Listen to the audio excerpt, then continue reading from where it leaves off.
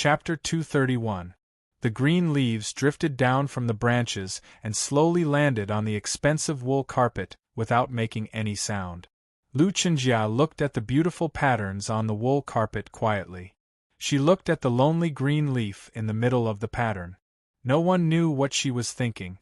After a long silence, she said softly, "My feelings for him are as natural as the orchids in the valley. Why did I mention it? Do I want to prove something?" Mo Shanshan answered directly. He said that this is a public display of affection and a sign of lack of confidence. I don't know what it means to show off. I don't know why he said that, and I don't know what you want to prove either. But I know that orchids growing in the valley is natural.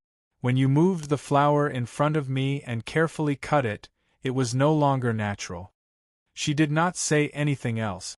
She did not bid farewell, and turned to walk out of the screen. Lu Chenjia stood up. Her eyes that were as clear as autumn water showed a faint dimness. She looked at her back and said, "The hot tea you wanted has not been served. Why are you in such a hurry to leave?" "That is the intoxicating grass that I specially brought from Peach Mountain. I remember that you liked it the most back then." Mo Shanshan stopped in her tracks. She did not turn back and replied calmly, "Compared to a cup of tea, I actually hope to see you in the camp under the meadow. Then you could treat me to a cup of plain water." Lu Chenjia's hand that was holding the small scissors turned pale. She said softly, "At the beginning, I did not know that you were in the camp. I also did not think that the horse gang could threaten you. If you were really in danger, do you think that I would still sit quietly in the carriage and ignore you?" Mo Shanshan reached out and held the side of the screen. She said, "I have said that this is not about you and me. It is about the world. You can ignore the external feelings of joy and sorrow, but I cannot and do not want to be that kind of person." The screen slid open, and the girl in white with an indifferent expression slowly walked out.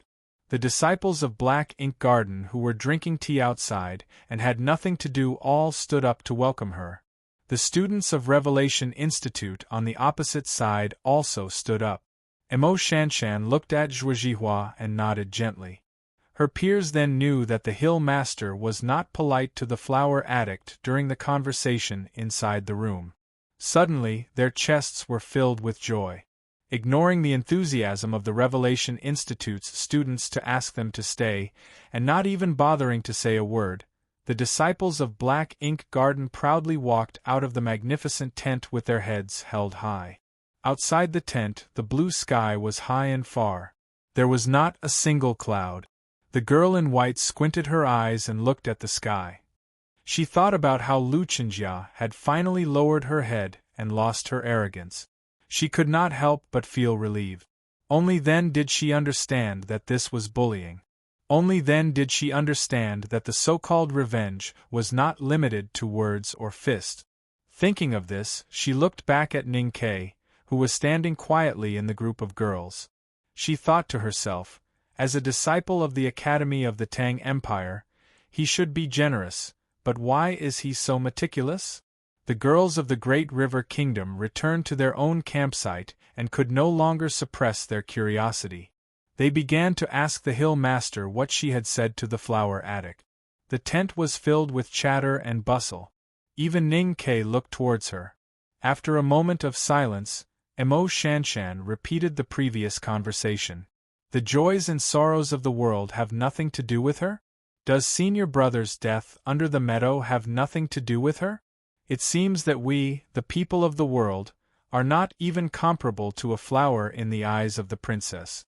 Cat Girl held the box and said loudly, unable to suppress her anger, "If this square box was a gift from Black Ink Garden to the Revelation Institute, why did she bring it back? The flower addict princess seems to be quiet and gentle, but her heart is not in the world. This matter has nothing to do with her. The ones who deserve to die are the cavalrymen of Divine Hall and the old woman who is standing on the meadow and watching coldly." Zhuozhihua shook her head and looked at the box in Catgirl's arms. She frowned and asked curiously, "What is this?" "This is a secret weapon. Yesterday, Senior Brother Zhong and I spent 100 taels of silver to buy it from someone. Catgirl hugged the box tightly and snorted. She said indignantly, "It's a pity that senior sister Shanshan refused to use it." Emo Shanshan gently smoothed the paper on the table with her right hand. A few strands of hair fell from her ears. She said, "Even though Qinjia didn't say it, I have already taught her a lesson. There's no need to humiliate her further." Ning Ke could not help but shake his head when he heard this. In the traveling carriage, he had taught the calligraphy addict on the first day. There was an eternal truth that one had to be beaten to death. Asking for justice and bullying was not much different from beating someone up. Since they were going to fall out with each other, of course they had to humiliate the other party to death. He looked at the calligraphy addict, who was about to start practicing calligraphy again.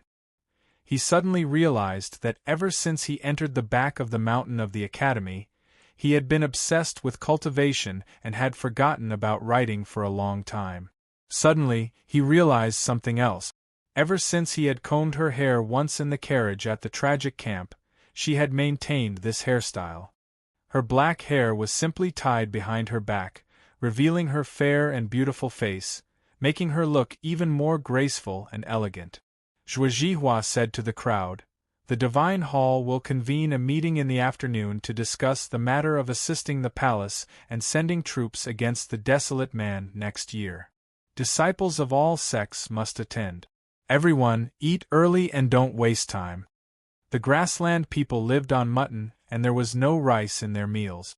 Even though the palace had shown enough sincerity to the people from the Central Plains, the most expensive and scarce rice would, of course, be given to the Divine Hall and the Tang army first.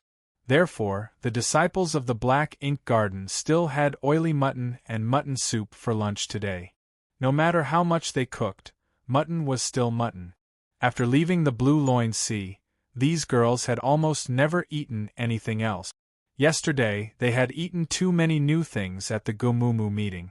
At this time, looking at the plate full of mutton, they found it difficult to get sick of it. Only Ning Ke was still eating carefully. It was said that poor children matured early. So a child who had encountered a rare famine and was tortured to the point of death when he was young would never waste food when he grew up. While chewing slowly, his brain was also working quickly, thinking about other things. The horse gang from the grassland came to kill him, which meant that his identity must have been exposed. But he did not know to what extent and how many people in the palace knew of his existence.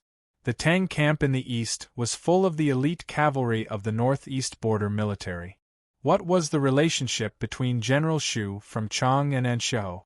According to the analysis of His Majesty's secret edict before he left, once he revealed his identity, General Shu's buttocks should be sitting next to his buttocks. Until now, he still did not think that the big black horse was a big possibility of his identity being exposed.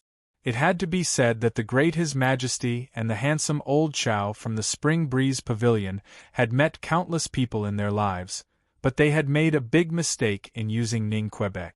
If he was a general, he would definitely be able to defeat everyone, but if he was to be a gold medal secret agent, he would be quite a failure. After lunch, Ning Ke wiped his oily mouth and took the slightly heavy square box from Catgirl and held it in his arms. Under the warm winter sun, he walked to the bustling area near the palace. The Gumumu gathered a large number of people. Where there were people, there would naturally be business. The lively grassland was where the merchants gathered. Other than the neighboring tribes selling their goods, there were also a few brave caravans from the Central Plains. Somehow, they managed to follow the Divine Temple's negotiation team to this place. The things in the box in his arms were goods that a merchant from the Yen Kingdom had specially brought to win the favor of the Chanyu princess. Last night, he had paid a high price of 100 taels of silver and even used the name of the flower addict Lu Qinjia to barely buy it. Since Mo Shanshan did not want to use it, and he could not bring it back to Chang'an, he naturally did not want it to freeze to death in the cold wilderness. So he decided to ask the Yen Kingdom merchant for a refund, even if it was only 80 taels of silver. Even though he was now an invisible tycoon in Chang, 100 taels of silver was a huge amount. Not to mention that he would not be able to report it to Sang Sang when he returned, even if it was only 80 taels of silver. However, before he reached the place, he was stopped by someone. Hearing the gradually gathering footsteps around him, Ning Kai could not help but raise his eyebrows as he looked at the cold and arrogant Revelation Institute student in front of him. He thought to himself that these people were after all believers of Haotian, and they would not be like the gangsters in Chang, and West City who would pull out their swords after blocking the street. So he did not move. More than a dozen Revelation Institute students surrounded Ning Kai in the middle.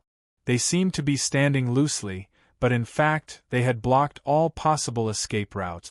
However, as Ning Kai expected, these people did not rush up to beat him up. The arrogant Revelation Institute student in front of him even bowed politely. The student of the Revelation Institute said, "Senior brother of the Black Ink Garden, could you please meet someone?" Ning Kai completely believed that if he said it was not convenient, then what was going to happen next would be very inconvenient for the children to see. He was not afraid of anything, but he guessed that the person who could mobilize so many Revelation Institute students to invite him to meet must be that girl. So he smiled and obediently followed them. On a green meadow outside the tent, the princess of Yueluan Kingdom, Lu Chenjia, sat on a snow-white horse. She raised her hand and signaled for everyone to leave. There were only 2 people and a horse left on the meadow. She looked down at Ning Kai quietly with a strange expression. "After a long time," she said softly, "I have known Shanshan for many years. Although we have not seen each other for a while, we still write to each other. What is strange is that the calligraphy addict who spoke to me in the tent today seems to have changed into another person." Ning Kai did not expect the girl on the horse to start asking questions so directly. He could not help but feel that it was a little sudden. He did not even have the time to look closely at what this legendary beauty looked like. Lu Chenjia did not wait for him to reply and said with a serious gaze, "She said that she learned a lot from someone. I am very curious about who that someone is, so I took the liberty to invite you over to ask." Ning Kai was slightly stunned and replied sincerely, "I do not know what your highness is talking about." Lu Chenjia looked up into the distance, and did not even look at him. She said, "I also do not know when the Black Ink Garden of the Great River Kingdom had a male disciple like you. Who are you?" Ning Kai clenched his fists and swore bitterly in his heart that if His Majesty wanted him to be a spy after returning to Chang'an, he would not be stupid enough to agree again. He would not hesitate even if it meant that he would die a little later. "If it were not for Miss Elon's kindness tonight, I would not have been able to write a single word. I will send you 3,000 yuan for each chapter and make some adjustments. I will send you 5,000 yuan tomorrow. In addition, I will seriously and attentively recommend the new book of the fattest fatty in the Northeast. My classmate Irjen has finally released a new book. After defying the Celestial, he intends to ask for the devil. Everyone, please trample on him. There is no need to give him face. If you like this work, please come to Chidian. Come to vote for me. Your support is my greatest motivation." Chapter 232. Looking at the beautiful girl on the white horse, her hair blown by the winter wind, Ning Kai's heart ached. He knew that the situation he was facing now was a little tricky. He did not have many choices left. He could either defeat her from the horse or reveal his identity as a student of the academy. But should he call himself Zhong Dajuan or something else? The problem was that this girl was one of the 3 addicts in the world. Even though her cultivation state was not as high as the Tao addict and Mo Shanshan, her cultivation state was at the upper see-through state, which was enough to bully him. As for revealing his identity as a student of the academy, Ning Kai was still a little hesitant. Lu Chenjia looked down at him calmly. From her expression, it could be seen that she did not care about his answer at all. She continued, harsh, bitter, and dark. The calligraphy addict I met today disappointed me. Because she was originally like me, a rare pure person in this world. She was one of the few friends I had in this chaotic and disappointing world. So I am very curious as to who caused such a huge change in her. I know that there are many dark and ugly things in the world that people like you regard as wisdom. I do not understand and do not want to get involved. I also do not want her to get involved. I hope that you will stay away from her in the future. Ning Ke raised his head to look at the beautiful princess on horseback and replied gently, Your Highness, I don't think I need your advice on the relationship between me and the Hill Master. And I don't think such advice will be effective.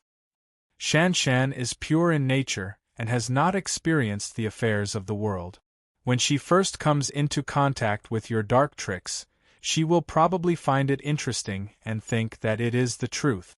But you must remember that you men are ultimately the dust and dirt of the world. No matter how you try to cover it up with words and actions, you will one day reveal the filth within. Lu Chenjia looked at him coldly and did not hide her disgust. She said, I just don't want her to be deceived by you. I don't want her to experience disappointment. That is why I came to see you to say these words. Hearing this, Ning Ke was certain of a few things. The legendary Anthemaniac princess was not a naive girl who only knew about flowers and plants and hid in her garden. On the contrary, she was very intelligent and sensitive. She could quickly find out the possible reason for Mo Shanshan's change. Moreover, she was a bit of a neat freak both physically and mentally. Thinking of the battle with the horse gang, the cavalrymen of Divine Hall on the meadow, the horse carriage in the middle of the cavalrymen, and the beautiful girl in front of him was also in the carriage at that time, Ning Ke became more and more confused. Where did her obsession with spiritual cleanliness come from? How did it manifest in her daily life? Men are filthy things like mud, and women are pure spring water? Ning Ke looked at Lu Chenjia, who was on horseback. He smiled and said, Is that what your highness is trying to say? Lu Chenjia's expression changed slightly. She did not expect this dark and dirty man to be able to summarize her thoughts so accurately and concisely. While she was surprised, the pride hidden under her calm and gentle appearance prevented her from mocking Ning Ke again. Instead, she nodded. Ning Ke suddenly smiled and asked, What about Prince Long Qing? During his discussion with Mo Shanshan last night, he had mentioned that the flower addict, Lu Chenjia, who had grown up around the White Tower and lived in the Imperial Palace since she was a child, was as pure as a piece of paper in terms of cultivation and love. They could only start from these two aspects if they wanted to grab hold of the gap between her and Prince Long Qing. Everyone knew about her relationship with Prince Long Qing, so her so-called feelings would naturally fall on that perfect man. Lu Chenjia sensed that the young man with the hateful smile on his face had brought up Prince Long Qing. She smiled mockingly and said calmly, An idiot like you would naturally not understand that a perfect and flawless man lives in the pure and bright world that you will never be able to touch. Hearing these words, especially the words perfect and flawless, Ning Ke could not help but think of Song Song's evaluation of Prince Long Qing in the wine shop in Chang'an. He could not help but shake his head and laugh. Lu Chenjia's face turned cold when she saw him laughing for no reason. That was because his laughter was obviously because of Prince Long Qing. To her, this was even more serious than humiliating herself. Ning Ke suddenly stopped smiling and looked at the beautiful girl on the horse. He asked seriously, In this world, other than the West Hill Divine Palace after the light and the wordless flowers and plants that you cherish so much, everything else is dirty and untouchable. Then I really want to know, Your Highness, do you really think that everything that happened on the meadow that day was clean? Lu Chenjia looked into his eyes and said calmly, That has nothing to do with me. I only know that if you want to use this to drive a wedge between me and Shanshan and lure her into the path of darkness, then you deserve to die. Ning Ke looked back into her eyes and said gently, What are you saying? If your highness really wanted to kill me, you would have done so long ago. Why did you specially call me here to talk in private? Lu Chenjia gently stroked the neck of the white horse and said softly, I just want to remind you today that no matter what you are thinking, even if you can hide it from Shanshan, you can't hide it from me and everyone else in the world. You are just an insignificant person like a worm. There are many people in the world who can make you wish you were dead. Ning Kei's expression became gentler and calmer. He said softly, What you are doing now seems to be the dirty methods of the world that you hate. Lu Chenjia looked at him and said, Haotian saw the suffering of the world and turned herself into an old woman to help the people and kill the evil. I don't want to get involved in your dirty ways, but it doesn't mean that I will never use harsh method. At this moment, there was no coldness or disgust in her eyes. There was only calmness and gentleness. However, this calmness and gentleness made one feel even more depressed. That was because the gaze in her clear and moving eyes seemed to be looking at a mudskipper struggling in the mud. There was no pity, just a natural look of disdain. She was the flower addict of the 3 addicts in the world. She was a fairy above the clouds and should not be tainted by dust. On the other hand, Ning Kei was just an insignificant person who tried to get close to another addict with some petty trick. It was natural for her to look down on him. It was natural for her to want him to obey her words. There was no unnatural feeling. This was the norm in the world. Ning Kei had seen many colder gazes since he was young. His skin was as thick as a wall, and he did not care about the girl's expression at all. He smiled and replied, Being alive is definitely better than being dead. I really can't think of any situation that can make people feel that they are better off dead than alive. Lu Chenjia asked, Are you really curious? Ning Kei smiled and said, This kind of thing is too dangerous. It's safer not to be curious. Lu Chenjia looked at him quietly and suddenly smiled. She said, An insignificant person will always be an insignificant person. He only knows how to talk and play petty tricks. He will never dare to show the slightest bit of bravery in the real world. Perhaps the girl wanted to use these words to anger Ning Kei so that she would have a reason to punish him. Or perhaps she was just a little disappointed and emotional after seeing Ning Kei's performance. However, when Ning Kei heard this, he suddenly became silent. He looked up at the azure sky and at the cloud that was gradually floating above the meadow. He frowned slightly and began to think about some problems. After the journey, he reflected on the 2 years since he left the city of Wei. The winter wind blew from afar in the wilderness, blowing his clothes and Lu Chenjia's hair. He did not speak, and neither did Lu Chenjia. Both of them were silent on the horse and on the horse. When I was in the city of Wei, the highest official was General Ma. That general only had a few hundred people under him. He was really powerful. However, I have seen General Shao Qi of the 7th Link Stockade Village once. I was very excited because I was rewarded for my meritorious service. However, I did not expect that General Shao Qi did not even look me in the eye and left in a hurry after handing out the reward. I reckon that he still does not remember who I am. Ning Kei retracted his gaze and looked at the girl on the horse. He smiled and said, From that day on, I understood that no matter how many military achievements I made, I would always be an insignificant person. At that time, I did not know what cultivators looked like.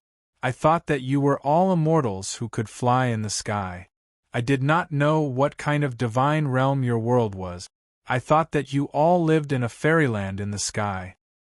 As for the divine hall, Prince Longqing, the Tao addict, the calligraphy addict, the flower addict, and the 3 addicts of the world, to me, an insignificant person, they were existences above the clouds. I did not even dare to hope to get close to them. He pointed at the cloud floating above the meadow. But now, many things seem to have changed. For example, I can sit in the same carriage with the calligraphy addict. For example, Your Highness, you are now on a horse and not on the cloud. You are so close to me. Ning Kei looked at her and said with a smile, We are so close that I can touch your face with my hand. I believe that other than the king of Yueluan Kingdom and Prince Long Qing, no one else has touched your face before. Don't be angry. I am just using this to explain something. The changes I mentioned just now were too intense and fast. It was so fast that I could only accept it passively. I did not have the time to summarize and analyze it. I did not have the time to discover a fact. That is why there are so many problems. Lu Chenjia looked at him quietly and asked, "What fact?" "The fact is that I am no longer an insignificant person." "Then, I should not do things in the style of an insignificant person." After saying this, Ning Ke smiled. His dimples filled the winter wind blowing on the wilderness. His eyes reflected the white clouds floating in the sky. He was incomparably fresh and confident. He knew that the girl on the horse had psychological problems. He had prepared some other means, the means of an insignificant person.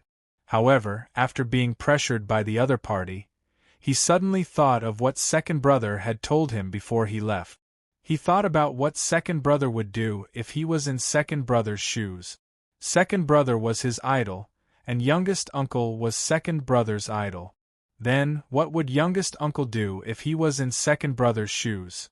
Based on second brother's arrogant character, he would probably take off the ancient crown on his head and use it as a club to beat the flower addict on the horse until her face was swollen. He would definitely not have tender feelings for the fairer sex. If it was youngest uncle, he would probably pull out his sword and cut off the head of the arrogant white horse. Then, he would step on the flower addict's face. Ning Ke was not like second brother, who had reached the knowing destiny state. He was also not like youngest uncle, who had left Jianghu for a long time but was still a legend. He was just a newcomer and his state was pathetically at no doubt state. However, he was still a student at the back of the mountain of the academy and a core disciple of the headmaster of the academy. He did not have the ability to defeat the three addicts of the world.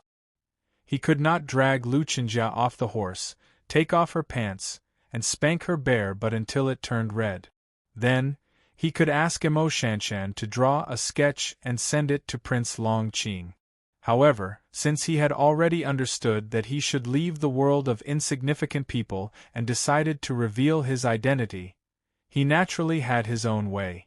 When I bought this gift yesterday, I told the merchant from the Yen Kingdom that it was for you. Only then did he agree to sell it to me. I spent 100 taels of silver on it. It's not cheap.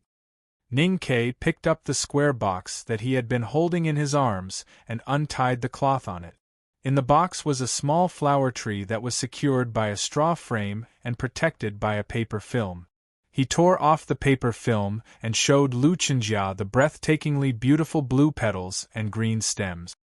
He said, "Of course, even if I gave this flower to you now, I believe that you would not change your opinion of me. So, I'm just letting you take a look." Lu Chenjia was slightly stunned. She looked at the blue flower tree in his hands and recognized that it was an extremely rare 7-petal blue lotus. This lotus was blue in color and extremely beautiful. Unfortunately, even though this flower was resistant to drought and cold, it was often accompanied by extremely strong nemesis. Therefore, there were very few of them in the world. The 7-petal blue lotus is indeed a good flower. It's not expensive to sell it for 100 taels of silver in the wilderness. Even though Lu Chenjia hated Ning Ke, she was a flower addict and naturally loved flowers. Her evaluation was extremely objective and honest.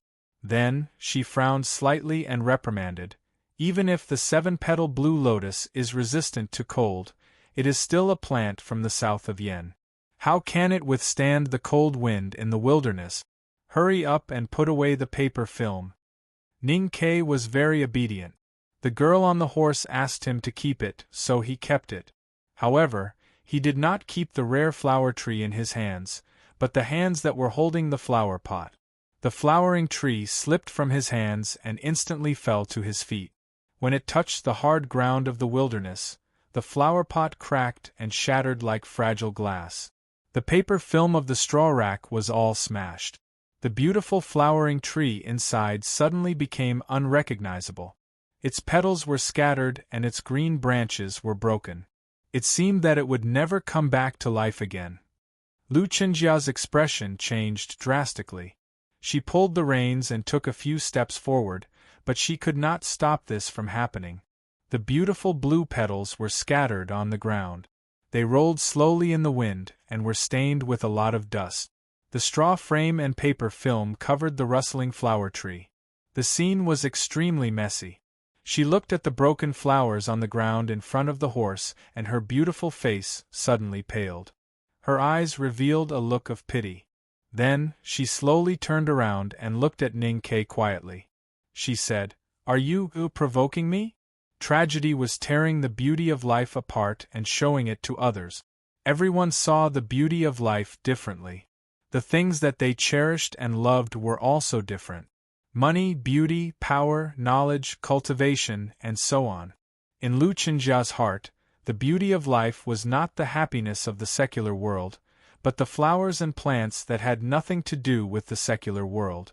The deaths of the people in the camp below the meadow did not make her sad. Even if the cavalrymen of Divine Hall and the students of the Revelation Institute fell in front of her, she would not feel sad. But when the 7-petal blue lotus was smashed into the mud in front of her, she really felt a wave of heartache. She knew that the young man in front of the horse had done it on purpose. So besides feeling heartache, she started to get angry. Hearing the sound of the flower pot breaking, the students of the Revelation Institute who were scattered around the meadow did not know what had happened. They rushed over as fast as they could. When they saw the broken flowers on the ground and the unconcealable pain and anger in Princess Lu Chenjia's eyes, they vaguely guessed what had happened. Everyone knew that Her Highness was crazy about flowers. This young man in the uniform of the Black Ink Garden actually dared to do such a thing in front of Her Highness. That was the greatest harm to Her Highness. It was a shameless provocation. With a series of clangs, the steel swords engraved with the talisman patterns of the Divine Hall were unsheathed. Everyone angrily surrounded Ningquebec. Lu Chenjia got off the horse and walked towards Ningquebec. She frowned and asked, "What good does my sadness and anger do to you?" Ning Ke looked at her and explained with a smile, "In the tent this morning, you once told Shanshan that the sadness and happiness of the world have nothing to do with you. So I think that my relationship with Shanshan and how I affect her has nothing to do with you. As for this 7-petal blue lotus, I was the one who bought it. So me smashing it has nothing to do with you. Whether you are sad or angry because of this has nothing to do with me. Since that is the case, it is none of your business if I smash it for fun." Lu Chenjia looked into his eyes and said, "Flowers can't speak. They only bloom quietly. But in your hands they have become a sacrifice in the battle between people. Don't you think that this is unfair to them?" Ning Ke looked into her eyes and said, "Those who died in the meadow, such as the senior brother from the Black Ink Garden, can't speak now either. So this world is unfair to them. Of course, I am not someone who likes to fight for injustice. What I care about is that you threatened me earlier, so I have to make you unhappy. That is very fair." Lu Chenjia suddenly asked, "Who exactly are you?" The shattering of the blue lotus on the meadow in the wilderness seemed like a small matter, but in reality, it was like a hard slap to the girl's face. Moreover, she was not an ordinary girl. She was one of the 3 addicts in the world. She had the Yueluan kingdom and the Divine Hall behind her. She was someone who was favored by both Buddhism and Taoism. Even the prince of the Tang Empire would not provoke her in such a way. So even though she was furious, she was still trying to guess Ning Ke's identity.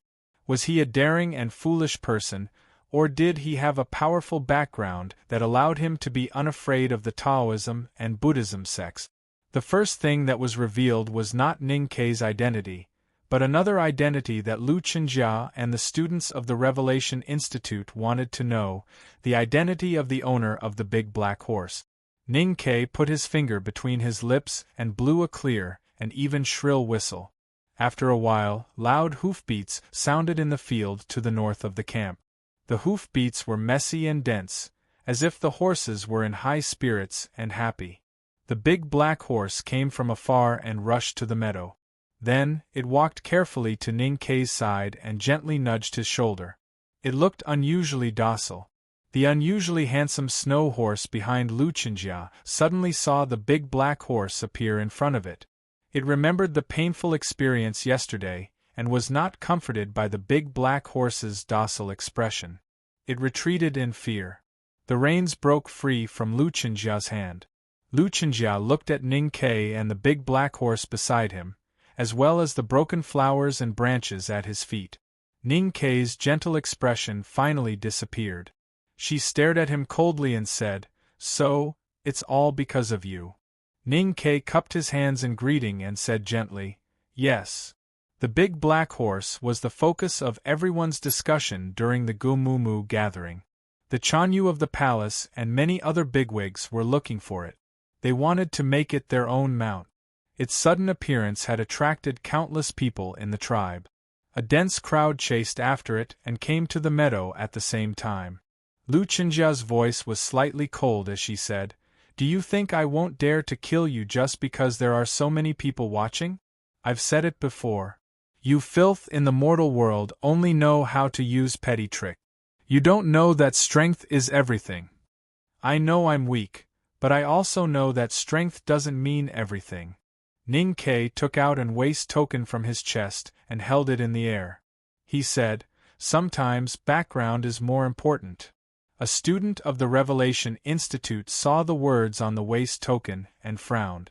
He said, "Fish Dragon Sect, what is this?" Ning Kei was slightly stunned. He looked at the waist token and smiled. "Sorry, I took the wrong one." He changed the waist token and held it in front of Lu Qinjia. The expressions of the students of the Revelation Institute changed slightly.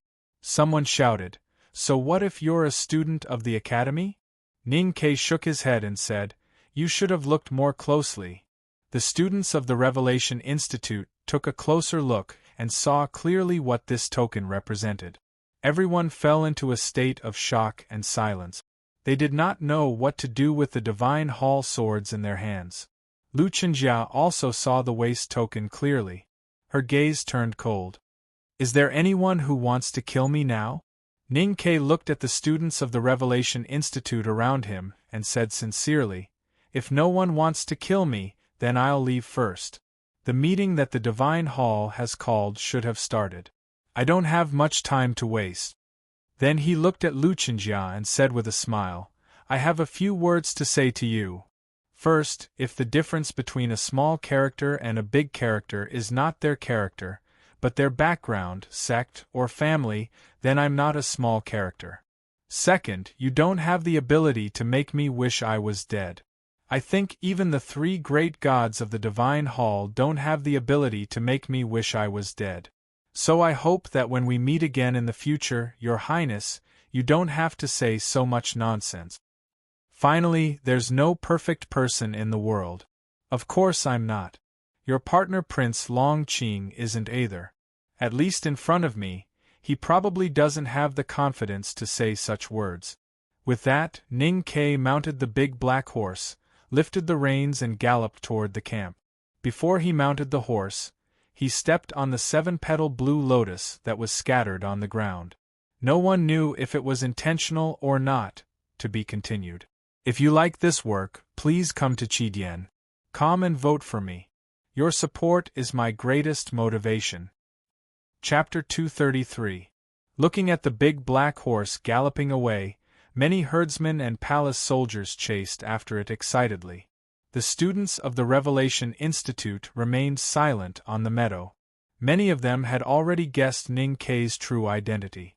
Thinking of the matter that had been the talk of the cultivation world since spring, they could not help but worry about Princess Qinjia's feelings. Princess Qinjia's fiancé was Prince Long Qing. The godlike man's life had been smooth sailing. Neither the elders of the Lank Temple nor the headmaster of the Revelation Institute could break his perfect exterior and exterior. He had only lost once in the academy in the south of Chang'an. Although not many people knew what had happened that time, a loss was a loss. Today was probably the first time Lu Chenjia had seen the man who had defeated her fiancé. The students of the Revelation Institute were worried that she would be upset. They did not dare to look at her in case she felt embarrassed or angry. They could only lower their heads and pretend to look at the ground of the wilderness. There were 7-petal blue lotuses scattered on the meadow. It was a mess. Lu Chenjia's beautiful face did not show any embarrassment, but her usually calm heart was in a mess. She took out an expensive silk handkerchief from the snow saddle and walked to the broken flower pot. She carefully wrapped the blue lotuses that were about to wither and turn black from the cold wind. Then, she carried it in her arms and mounted the horse, walking towards her tent. A disciple of the Revelation Institute behind her mustered up the courage to remind her. "Your Highness, the Divine Hall has called for a meeting today to summarize the matters of the frontier fortress for the past few months. We also need to discuss the plan to deal with the desolate man next year. This is a serious matter. You should go and take a look."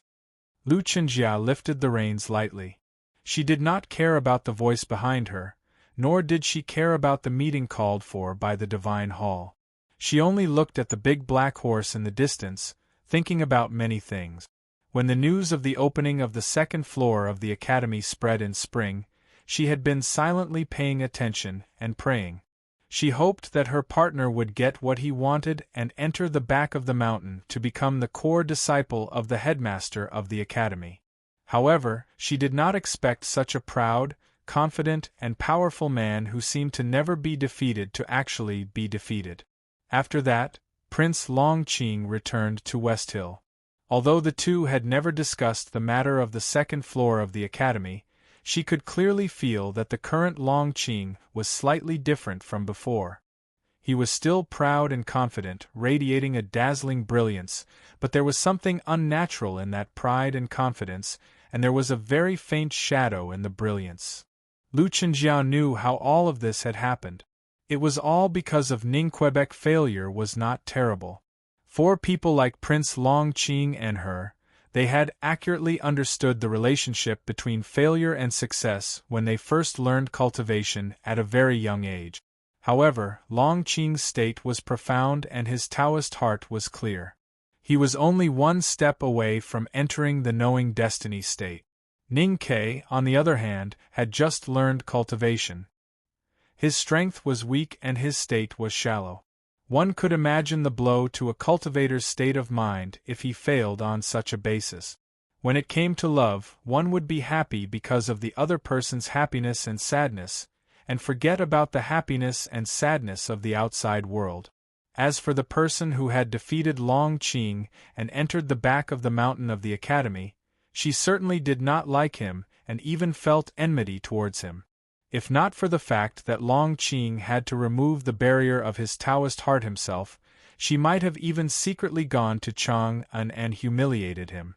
Other than enmity and dislike, she could not help but be curious. No one, including her, would think that the headmaster of the academy would be biased when choosing a disciple, and that the academy would use any shameful tricks. Then, why did the person called Ning Ke gain more attention than Longqing? What kind of person was that person?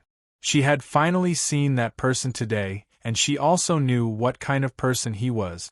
She believed that she would never forget Ning Ke's despicable look when he threw the flowers and taunted her. Because of this, her memories of the academy became unforgettable. She was ashamed and angry, but also emotional. Holding the reins tightly, the flower addict looked at the big black horse that was about to enter the meeting tent of the Divine Hall. She thought silently and doubtfully, would the disciples of the back of the mountain of the academy all be as shameless as this person? The countries in the Central Plains were ordered by the Divine Hall to help the Yen Kingdom against the barbarians. The Tang Kingdom and the Yen Kingdom were located in the north, so they sent a large number of cavalries, while the other countries and sects sent their young cultivators to obey the order. Now that the coalition army and the palace had reached an agreement, the forces of all countries would naturally gather together to discuss what to do in the future. The convener was undoubtedly the Divine Hall. The left King's Palace had spent a lot of manpower and resources to set up a very large meeting tent for the bigwigs of the Divine Hall, showing their sincerity. The tent had a radius of 100 paces, and was made of bamboo and wood. The tent was bright and spacious, and even if it could accommodate more than 100 people, it would not seem crowded. The priest of the Revelation Department of the Divine Hall was the most distinguished person present, so he naturally sat in the middle. Shu Qing, the general of the Tang Empire, sat close to his right, while the seat on his left was empty. The generals of the Yen Kingdom, the disciples of the Sword Garret of the South Jin Kingdom, the monks of the White Tower Temple of the Yueluan Kingdom, and the disciples of the small vassal countries and sects sat below according to their respective seat. The seats of the students of the Revelation Institute were still empty. Mo Shanshan, the calligraphy addict, and the disciples of the Black Ink Garden of the Great River Kingdom had already sat opposite those empty seats. The seats of the disciples of the Black Ink Garden were close to the camp of the Tang Empire, which was higher than that of the South Jin Kingdom and Yueluan Kingdom. Originally, the Great River Kingdom was weak and should not be treated with such courtesy. However, Mo Shanshan was too famous for the calligraphy addict. Except for a few people in the tent, no one was qualified to sit above her, so the Divine Hall made this arrangement. The discussion had not yet entered the main topic when an old woman with white hair and wrinkled skin, wearing a beggar-like garment, walked in slowly with a cane in her hand, coughing from time to time. The priest of the Revelation Department bowed slightly and said with a smile, "Thank you for your hard work, Aunt." Everyone in the tent, including General Shu Qing of the Tang Empire, stood up and saluted the old woman. This old woman was the sister of the king of the Yueluan Kingdom. Although she had given up the title of eldest princess because she had become a nun for cultivation, she still had the powerful forces of the Buddhism sect hidden behind her. Neither the Divine Hall nor the Tang Empire would slight her. Mo Shanshan did not stand up. She quietly looked at the hem of her white dress, as if she had found some unpleasant dirt there. She did not stand up, so the disciples of the Black Ink Garden behind her naturally did not stand up to salute her. On the contrary, the young girls knew that this old woman was on the meadow that day, so they could not help but show some hatred in their eyes. Everyone was drunk and I was the only one awake. The one who was awake would be the odd one out. Everyone got up and I sat quietly. The one who sat would be the odd one out. Everyone in the courtyard greeted him and bowed like waves, highlighting the Great River Kingdom girls who were sitting quietly. The greetings in the tent gradually quieted down. The atmosphere suddenly became silent and awkward. Aunt Cuny Mattie glanced at the young girls coldly. Looking at these girls who were still fresh and lovely after being blown by the wind and sand of the wilderness for several months, she felt unhappy. Because of their disrespectful and even hostile eyes, she was even angrier.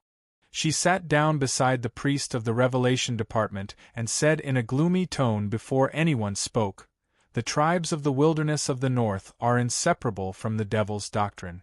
No one knows how many evil remnants of the devil's doctrine are hiding among the desolate men. Killing the evil is something that we of the righteous must do, so it is not hard to say. However, to deal with the desolate men, the first thing is to unite within the righteous sects and strengthen our own abilities." The old woman looked at the young disciples in the tent and said coldly, "In the past few months of fighting, you young juniors have performed well, but some people have done things in a mess. As a result, they have created a situation that is difficult to clean up and almost ruined the Divine Hall's plan. I think regardless of punishment, you must first learn to reflect on yourself." At this time, most of the people in the tent already knew that the disciples of Black Ink Garden had escorted the provisions here and were ambushed by the horse gang. They thought that Aunt Cuny's words should be referring to this matter. They did not know how the calligraphy addict and the disciples of Black Ink Garden would explain it. As expected, Cuny Mattie's deep-set eyes overflowed with disdain and anger. She said coldly, "In order to repair the wilderness, the Divine Hall decided to send provisions to assist the palace. Now that the provisions have been destroyed, although Chanyu did not say anything and there is no problem with the peace talks, someone has to be responsible for this in the name of Haotian. Hearing this virtuous and respected aunt speak out directly, the crowd could not help but fall silent. Only the sound of long and short breaths could be heard faintly.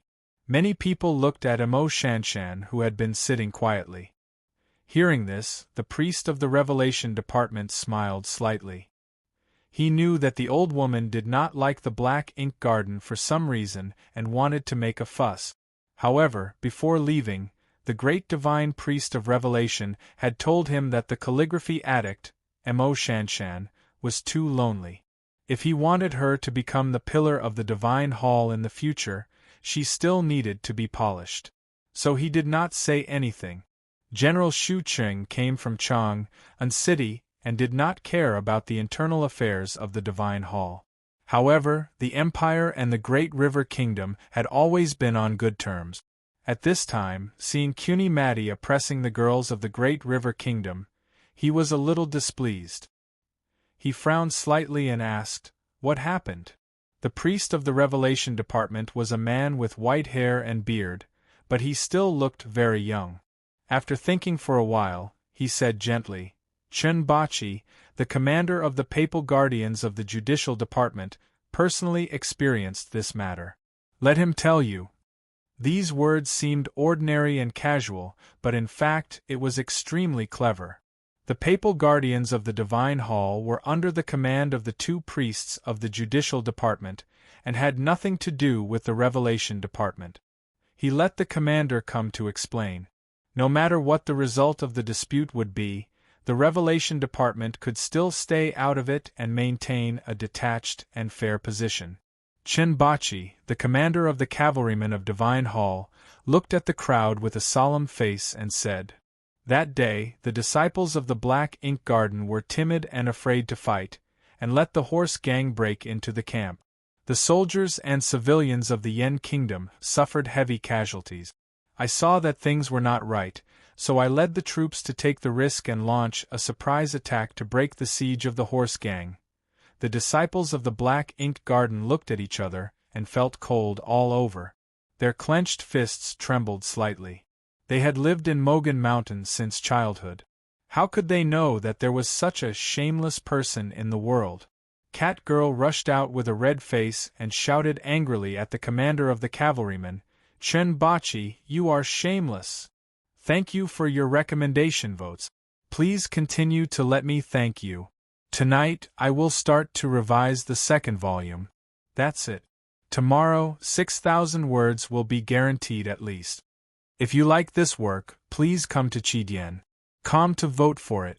Your support is my greatest motivation." Chapter 234.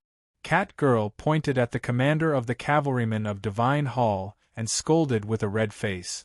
The Revelation Department priest's face darkened slightly. Aunt Cuny Matty's eyes were suddenly filled with anger.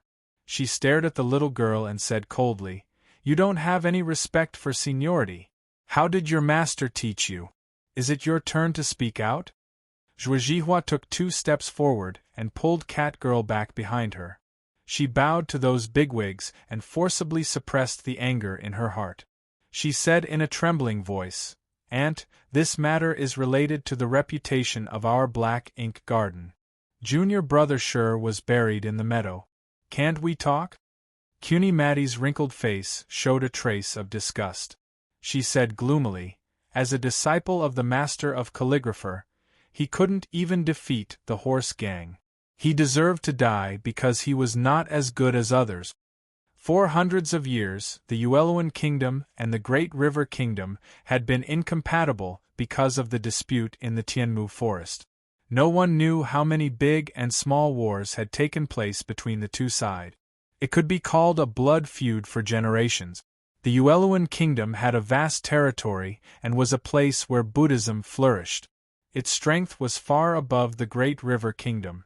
Especially in recent years, the relationship between the West Hill Divine Palace and the Yueluan royal family was getting better and better. If the Tang Empire and the Great River Kingdom were not close, the monk army of the Yueluan Kingdom might have already set foot on the territory of the Great River Kingdom. As the sister of the king of Yueluan Kingdom, Madi certainly hated the people of the Great River Kingdom. She was involved in the coercion at the Yen camp over the past few months, the snatching of the hot spring, and the difficult task of transporting provisions. Therefore, she was not polite to the disciples of Black Ink Garden and spoke harshly and overbearingly. Since the disciples of the Black Ink Garden left the Mogan Mountain of the Great River Kingdom and came to the frontier fortress of the north of Yen Kingdom, they had been constantly enduring the humiliation and frame-up from the Yueluan Kingdom. Now in the tribe of the Palace of the Wilderness, in the meeting convened by the Divine Hall, they did not feel ashamed at all. They even spoke rudely to the dead fellow disciples.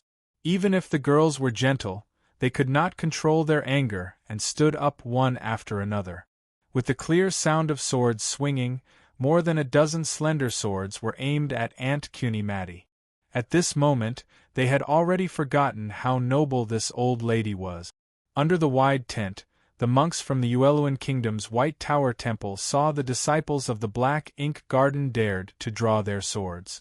They stood up angrily and wanted to rush to Aunt Madi to protect her. Madi raised her old arm to indicate to the sadhus.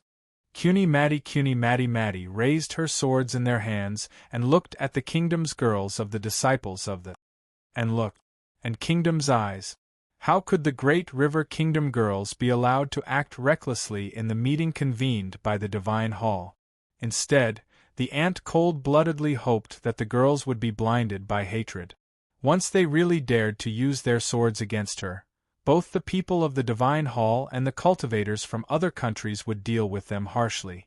More importantly, even the Tang general who had been silent all the time would not be able to intervene. Zhua her and held and looked Chu and looked back. Many people, like her, looked at that place. Mo Shanshan, the calligraphy addict, was still sitting quietly in the chair. She didn't seem to hear Madi's insult to her sect.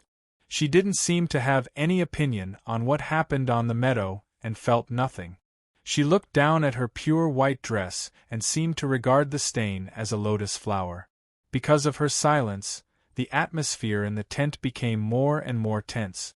No one knew whether the kingdom's girls would draw their swords out of shame and anger, which would lead to uncontrollable consequences. The priest of the Revelation Department of the Divine Hall, who was sitting in the first seat, looked more and more gloomy. A few drops of dew seemed to condense between his white eyebrows. This bigwig had enough reasons to be dissatisfied with Madi and the disciples of the Black Ink Garden. For example, they didn't respect him. But thinking of the relationship between the judicial department and the Yueluan Kingdom, he didn't say a word. The invisible string in the air became tighter and tighter. The sarcasm and contempt in the wrinkles on Madi's face became more and more obvious.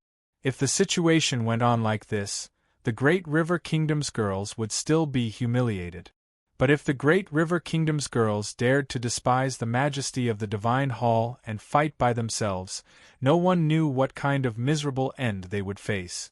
The headmaster of the academy once said that the more you argue, the clearer the truth will be. No matter what the truth of the horse gang's robbery is, you should always listen to the opinions of both sides. You little girls should talk nicely. Why did you pull out the sword from the scabbard? Don't you know that Aunt Madi is so straightforward? These words contained a hint of mockery of Madi's behavior and manner of talking. It vaguely showed that she was partial to the disciples of the Black Ink Garden. Everyone in the tent could not help but be in an uproar. However, the person who said this was General Shu Qing of the Tang Empire. So neither the priest of the Divine Hall nor Madi herself could question it. Madi snorted coldly. She looked back at General Shu and said in a cold voice, "I'd like to see what they can say." Zhuo was gentle and had the ability of a deacon. She took this opportunity to reprimand her junior sisters to step back. Then she took a few steps forward, bowed with hands folded in front, and carefully told what happened on the meadow that day. The same story, told by different people, had the same ending, but the process was completely different. In the words of Chunbachi, the commander of the cavalrymen of Divine Hall, the disciples of the Black Ink Garden of the Great River Kingdom were a group of incompetent and cowardly good-for-nothings, which led to the destruction of the provisions and the heavy casualties of the soldiers and civilians of the Yen Kingdom. In Zhuo Jihua's story, the commanders of the cavalrymen of Divine Hall on the meadow were cold-blooded and selfish. They clearly saw their fellow righteous people in a desperate situation, but they refused to help. Only when the disciples of the Black Ink Garden were about to win the bloody battle did they rush down to snatch the military merits. Zhuo Jihua was careful not to mention Aunt Cuny Matty, flower addict Lu Chenjia, and people of the White Tower Temple of the Revelation Institute. However, everyone present knew why the cavalrymen of Divine Hall entered the wilderness. Their faces changed slightly. The cultivators of the South Jin Kingdom and the Tang army subconsciously glanced at Cuny Matty with a somewhat complicated expression. Everyone somewhat believed that the story of the Black Ink Garden disciples was true, because these girls were unreasonable. In order to shirk their responsibilities, they had offended the Divine Hall and the Yueluan Kingdom. Their provisions had been destroyed, so they should not be punished too harshly. However, who knew what kind of trouble there would be if they offended these bigwigs? Belief was the human heart, but there was no such thing as the will of the people in the world. What was important was evidence. Besides evidence, there was also strength. The stronger the strength and background, the more powerful the words of the person. The Great River Kingdom was small and weak. Although there was a master of calligrapher in the Black Ink Garden, he was just a visiting professor of the Divine Hall. How could he compete with the Divine Hall and the Yueluan Kingdom? Cuny Matty coldly stared at Zhuo Jihua, who had finished her story and retreated. After a moment of silence, she suddenly laughed in a very strange and hoarse voice, looking particularly gloomy. I was also on the meadow that day. According to what you said, the cavalrymen of Divine Hall did not join the battle in time. Isn't it also my responsibility? Aren't you saying that I'm also cold-blooded and selfish? Zhuo Jihua looked up at her quietly with her eyes full of determination and said, I didn't know that you were also on the meadow at that time. As for whether you had anything to do with the cavalrymen of Divine Hall's failure to rescue in time, I naturally don't know. Whether I'm responsible or cold-blooded, it's up to you, Aunt. There was an uproar in the field. No one thought that this female disciple of the Black Ink Garden had the courage to directly point at Cuny Matty. Some people faintly admired her courage. Cuny Matty stared at Zhuo Jihua and shouted angrily, What a bunch of nonsense! In order to shirk your responsibilities, you dare to confuse right and wrong and frame the Divine Hall and me. Your aunt, loved the younger generation, wanted to let you go and punish you a little bit. I didn't expect that you were so evil. Then don't blame me for teaching you a lesson on behalf of your master. Catgirl stared at her and said without showing weakness, You're so old and you're still lying. You're shameless. Cuny Matty was so angry that she laughed. She sat back in the chair and said nothing, just waiting for the final result. The priest of the Revelation Department was silent. He gently stroked the snow-white hair on the top of his head and sighed faintly in the bottom of his heart. He was a little unhappy with the old woman beside him, but he had no way to deal with her. In the previous dispute between the two sides, the disciples of the Black Ink Garden were very moderate in their accusations. They only targeted the cavalrymen of the Judicial Department and did not involve Cuny Matty and the people of the White Tower Temple of the Revelation Institute. However, this old woman actually jumped into it on her own initiative. She was using her old face to force the Divine Hall to express its position. If he later decided to favor the Black Ink Garden, it meant that he believed the words of the girls and admitted that the highly respected Aunt Cuny Matty was afraid of death and even had the malicious intention of killing people with a borrowed knife. The West Hill Divine Palace and the Buddhism sect had a close relationship. The unknown place behind them had been communicating with each other for thousands of years. Although they respected Taoism, they supported each other. In the secular world, the Divine Hall needed the loyalty and offerings of the Ueluan Kingdom's royal family. Not to mention that both sides could only narrate what happened that day without any evidence. Even if the disciples of the Black Ink Garden produced evidence and the priest was willing to punish the cavalrymen of the judicial department for the sake of superficial justice, at this moment, in order to save the old face of Aunt Cuny Mattie, he could only choose to believe the words of the commander. The hatred between the Ueluan Kingdom and the Great River Kingdom has accumulated so much? After a moment of silence, the priest of the Revelation Department looked at the crowd and said calmly, "The peace agreement between the Central Plains and the palace has been reached. Although the batch of provisions was destroyed, it is not a big deal. I will punish the disciples of the Black Ink Garden to copy the Scriptures of Light 3 times. However, in the previous dispute, the disciples of the Black Ink Garden accused the cavalrymen of the Divine Hall of being untruthful and disrespectful to the elders. You should sincerely apologize to Aunt." After finishing his sentence, he looked back at the Tang army sitting on the right side. General Xu Qing was silent for a moment. He felt that such a light punishment was a rare kindness from the Divine Hall. After nodding, he looked at the girls of the Great River Kingdom and comforted them gently. "The disciples of the Black Ink Garden are not afraid of writing." Aunt Cuny Mattie's face was still gloomy. It was obvious that she was very dissatisfied with the priest of the Revelation Department. But she was also clear about the dark dispute between the 3 departments of the Divine Hall. She knew that the matter involved the cavalrymen of the Judicial Department and the Revelation Department would not be too partial. So she remained silent and looked up indifferently, waiting for the apology. Listening to the priest of the Revelation Department's final decision, the monks of the White Tower Temple did not know what to think.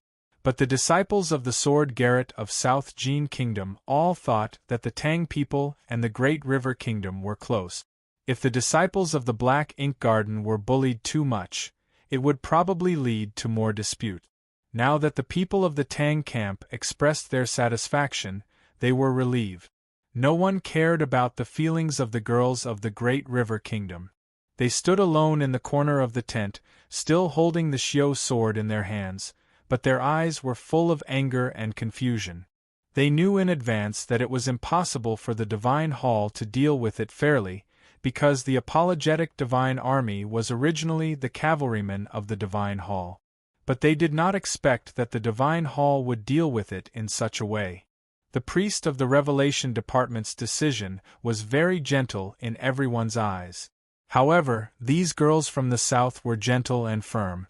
What they cared about was not the gentleness, but the reversal of black and white behind it. So they were angry. However, in the face of the bright and majestic Divine Hall, in the face of the whole cultivation world, and in the face of the reality that everyone in the tent breathed a sigh of relief, what could they do? Did they really have to bow their heads and apologize to the old woman? So they were confused.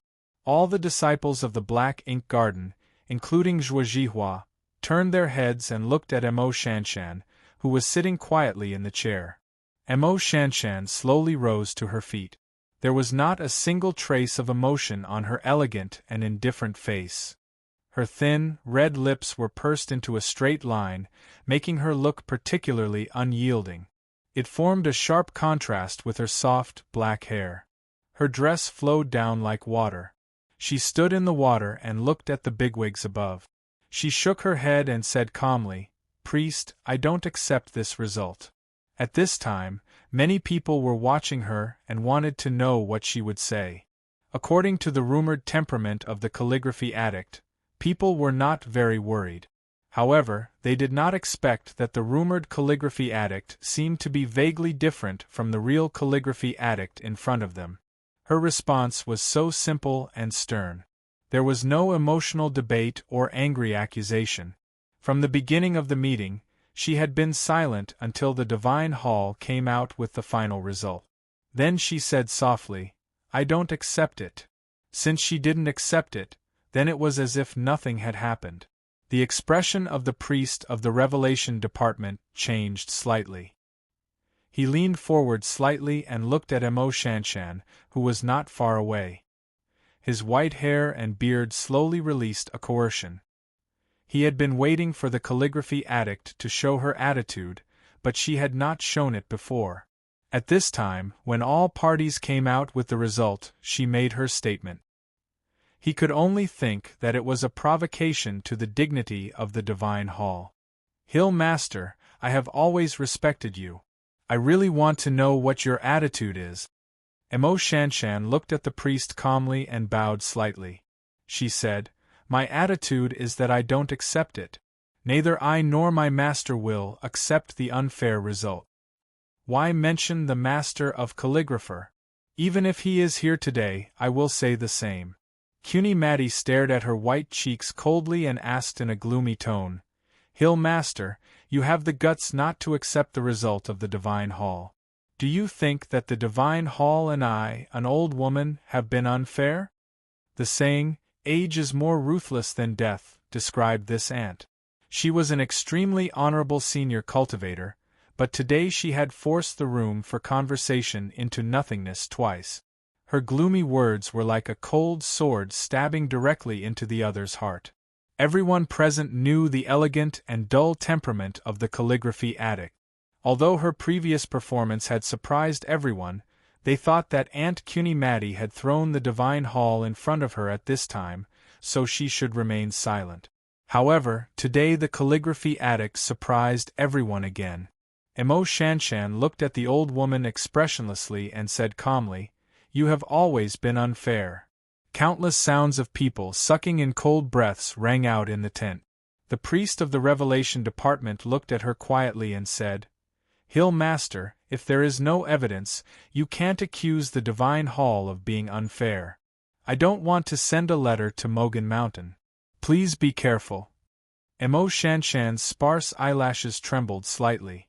Her eyes were unfocused, as if she was looking into the distance. She said, What I don't understand is why what I and my fellow disciples of the Black Ink Garden say is not evidence, then why is what they say the evidence? There was silence in the tent. The calligraphy addict's words directly pointed out the most fundamental problem of today's matter. However, whether words could be used as evidence had nothing to do with the degree of credibility.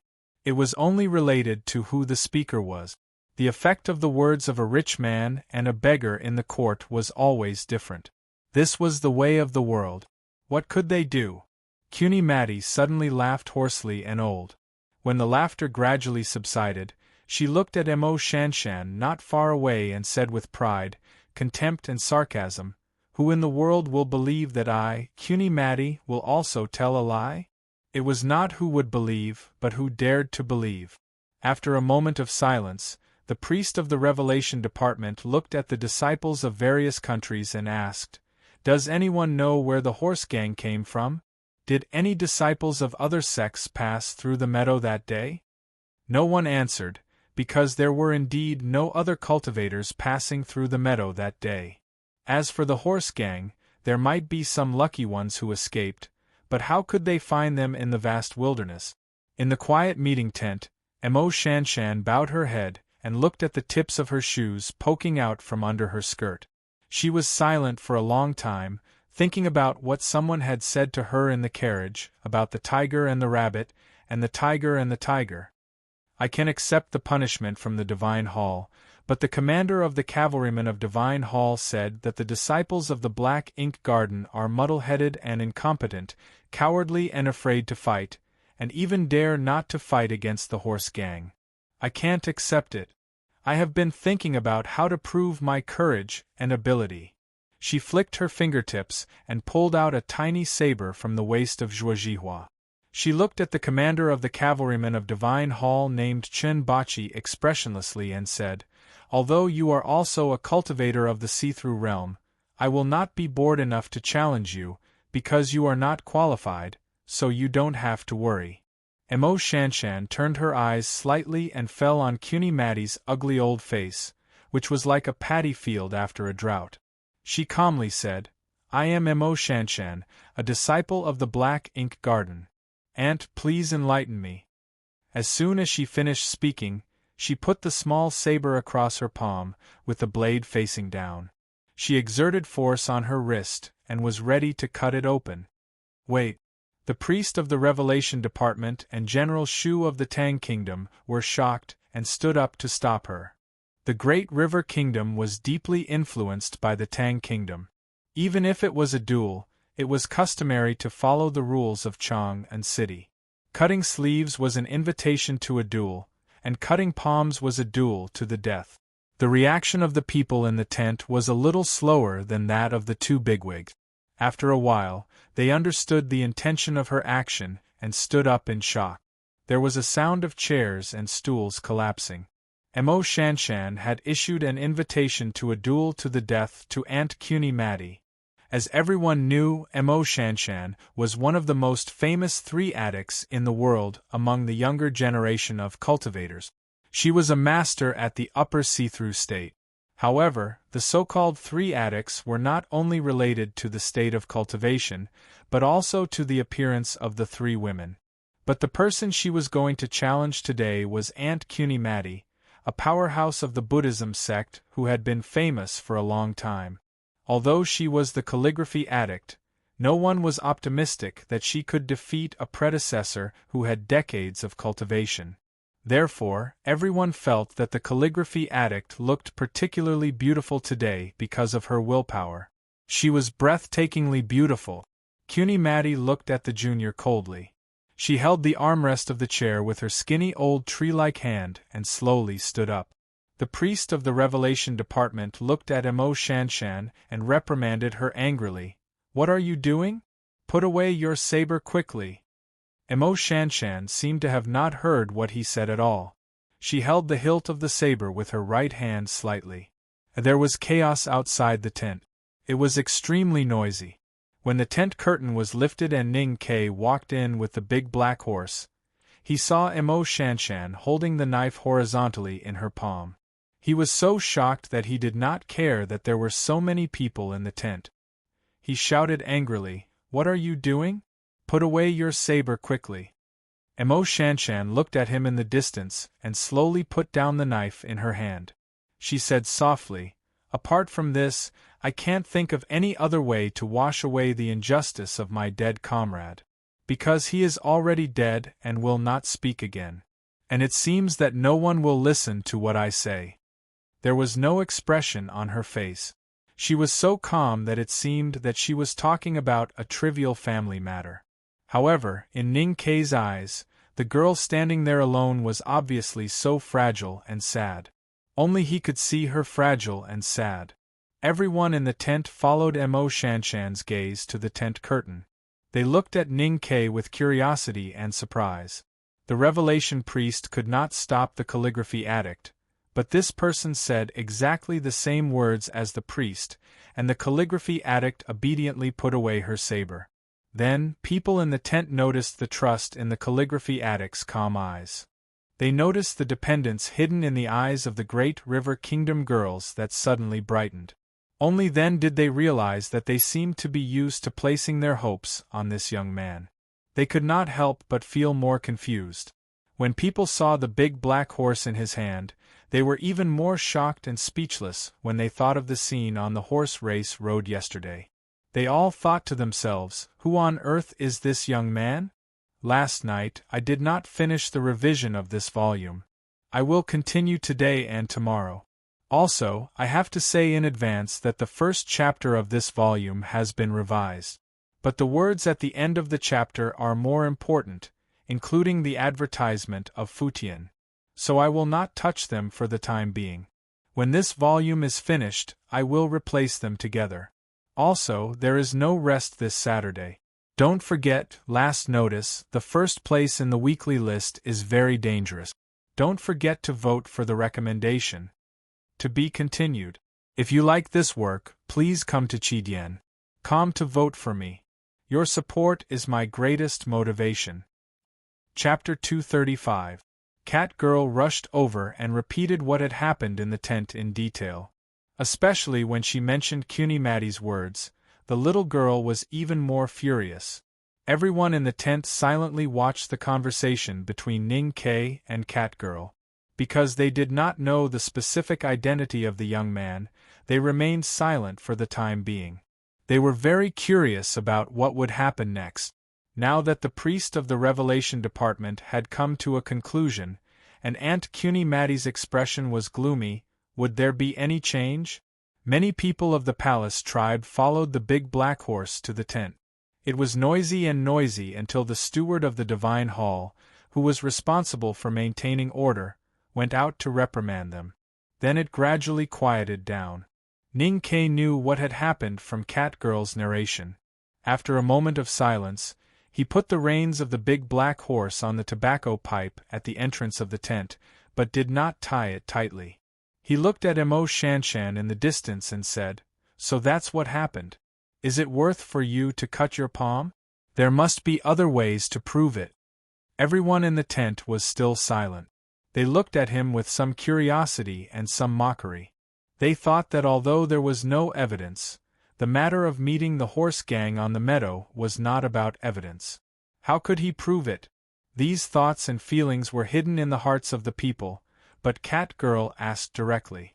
Thinking of the anger and helplessness of her senior sisters, she looked at Ning Ke with her big bright eyes and asked confusedly, "How can you prove it?" Ning Ke replied seriously, "I can prove it because I was there."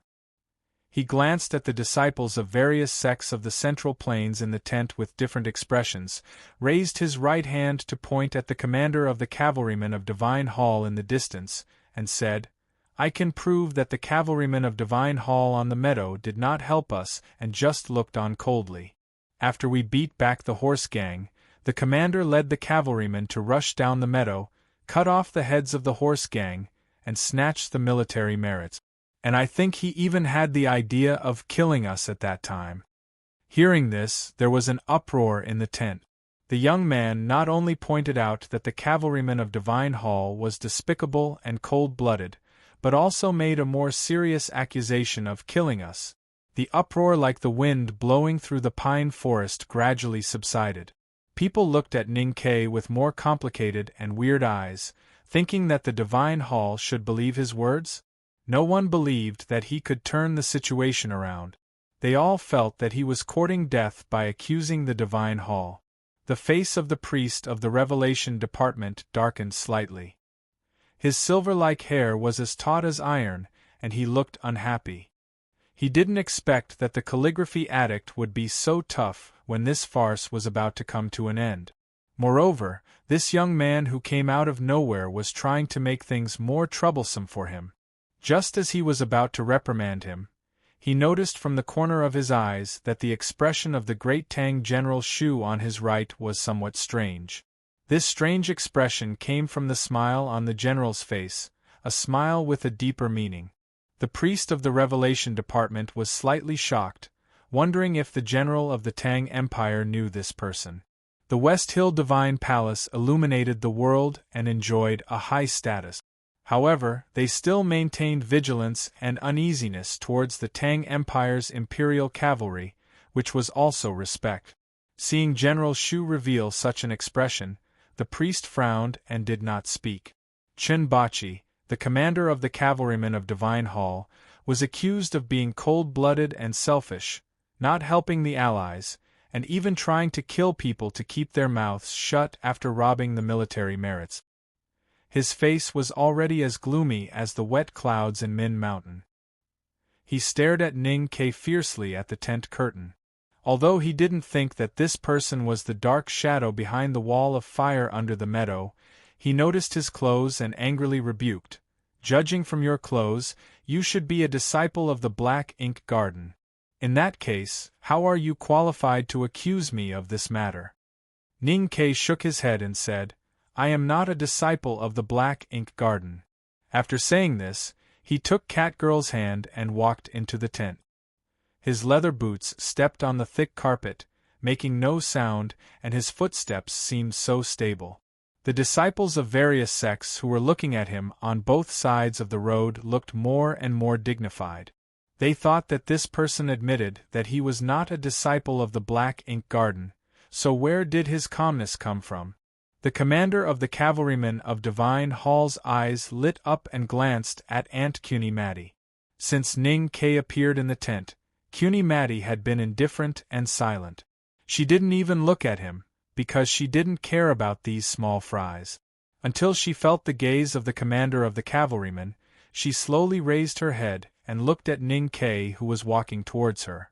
She said in a cold voice, "Since you are not a disciple of the Black Ink Garden, why did you appear in the camp of the grain team that day?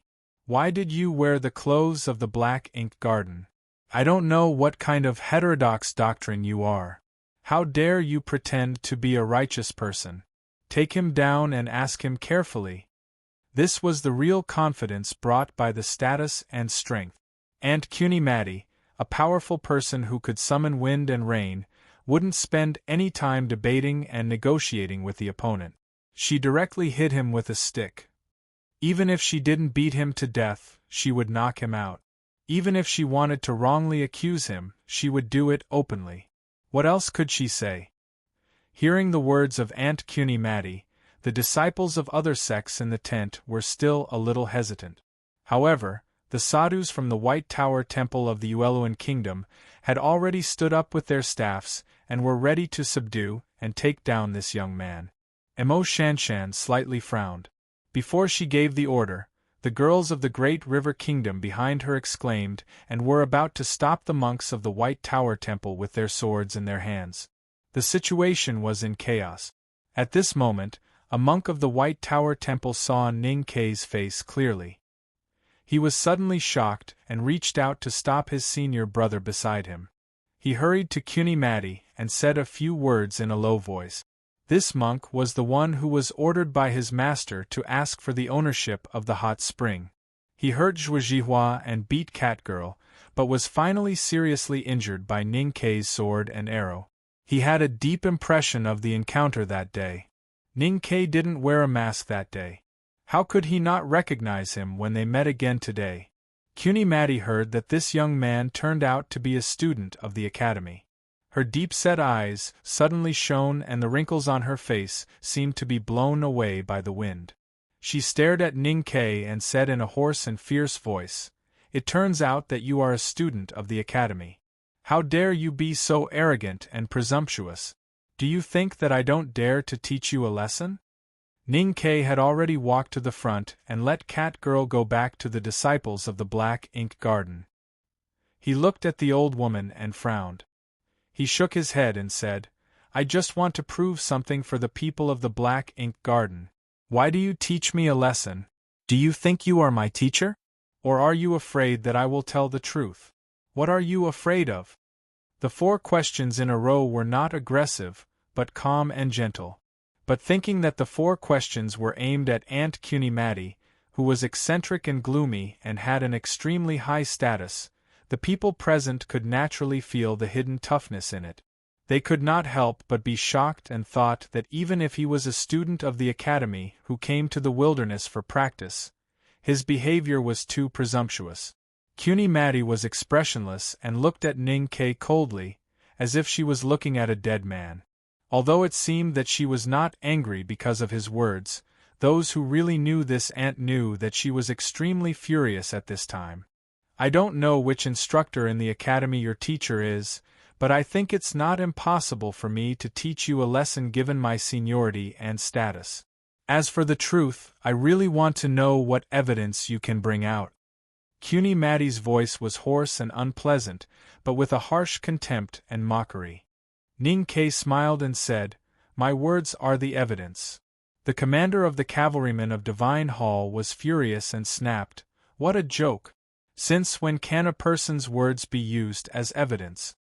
Ning Kay was not angry and replied softly, "I heard that what this old lady said was used as evidence by everyone. Then why can't my words be used as evidence?" There was an uproar again and again. This time, it was not because of the toughness shown by the academy student, but because of the title Old Lady. He clearly knew the identity of Aunt Cuny Matty, but he used this kind of domestic language to address her. What he showed was not only toughness, but also undisguised contempt. Old lady? Cuny Mattie had never been addressed like this in her life. Whether it was the king of Uelluin Kingdom or the 3 great divine priests of the Divine Hall, they were all polite to her. She did not expect that she would be humiliated by a junior like this today. She was so angry that she trembled all over. Her old hands tightly grasped the back of the chair, and it seemed that she would stand up and fight at any time. If she had not known that Ning Ke was a student of the academy, maybe Ning Ke would have been dead at this time. But even if Ning Ke was a student of the academy, she did not intend to show any respect to the Tang Empire, and must teach this guy a lesson. The commander of the cavalrymen of Divine Hall could not bear it any more and flew into a rage. He slammed the table beside him and angrily rebuked, "Aunt is the sister of the king of Uelluin Kingdom, Vedanta of the Buddhism sect. Who do you think you are? How dare you be compared with Aunt?" Ning Ke walked to the girls of the Great River Kingdom and smiled slightly, indicating that the worried girls should not panic. Then he nodded to Mo Shanshan to tell her to leave everything to him. Suddenly, the smile on his face disappeared and he slammed the table beside him into 2 halves. He lectured, "Who do you think you are? How dare you speak to me in this tone?" At this time, people in the tent already knew that this young man was a bold guy.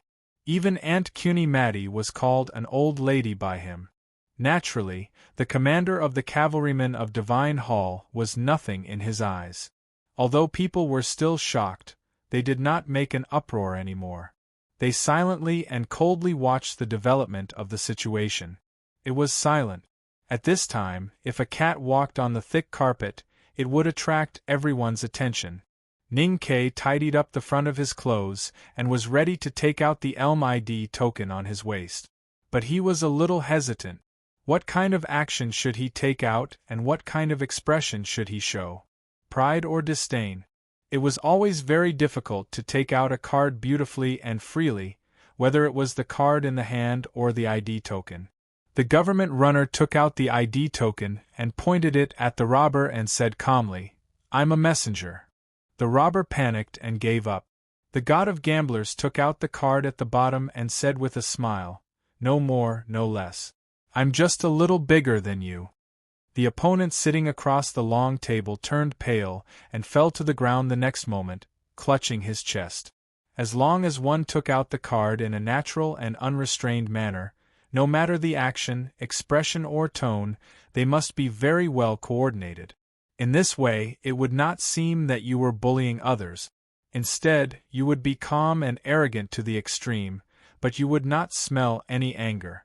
Among all the people Ning Ke knew in his life, there were countless people who were as arrogant as him. But only Second Brother was so arrogant that he admired him so much and was so arrogant that he was hopelessly handsome. In his mind, if Second Brother took out the ID token at this time, he would definitely shock a lot of powerhouses and charm a lot of girls. No, Second Senior Brother didn't need to take out his waist tag. The wooden club on Second Senior Brother's head was an excellent waist tag. With Second Brother's warning in front of him, Ning Ke paid great attention to his demeanor when representing the back mountain of the academy for the first time.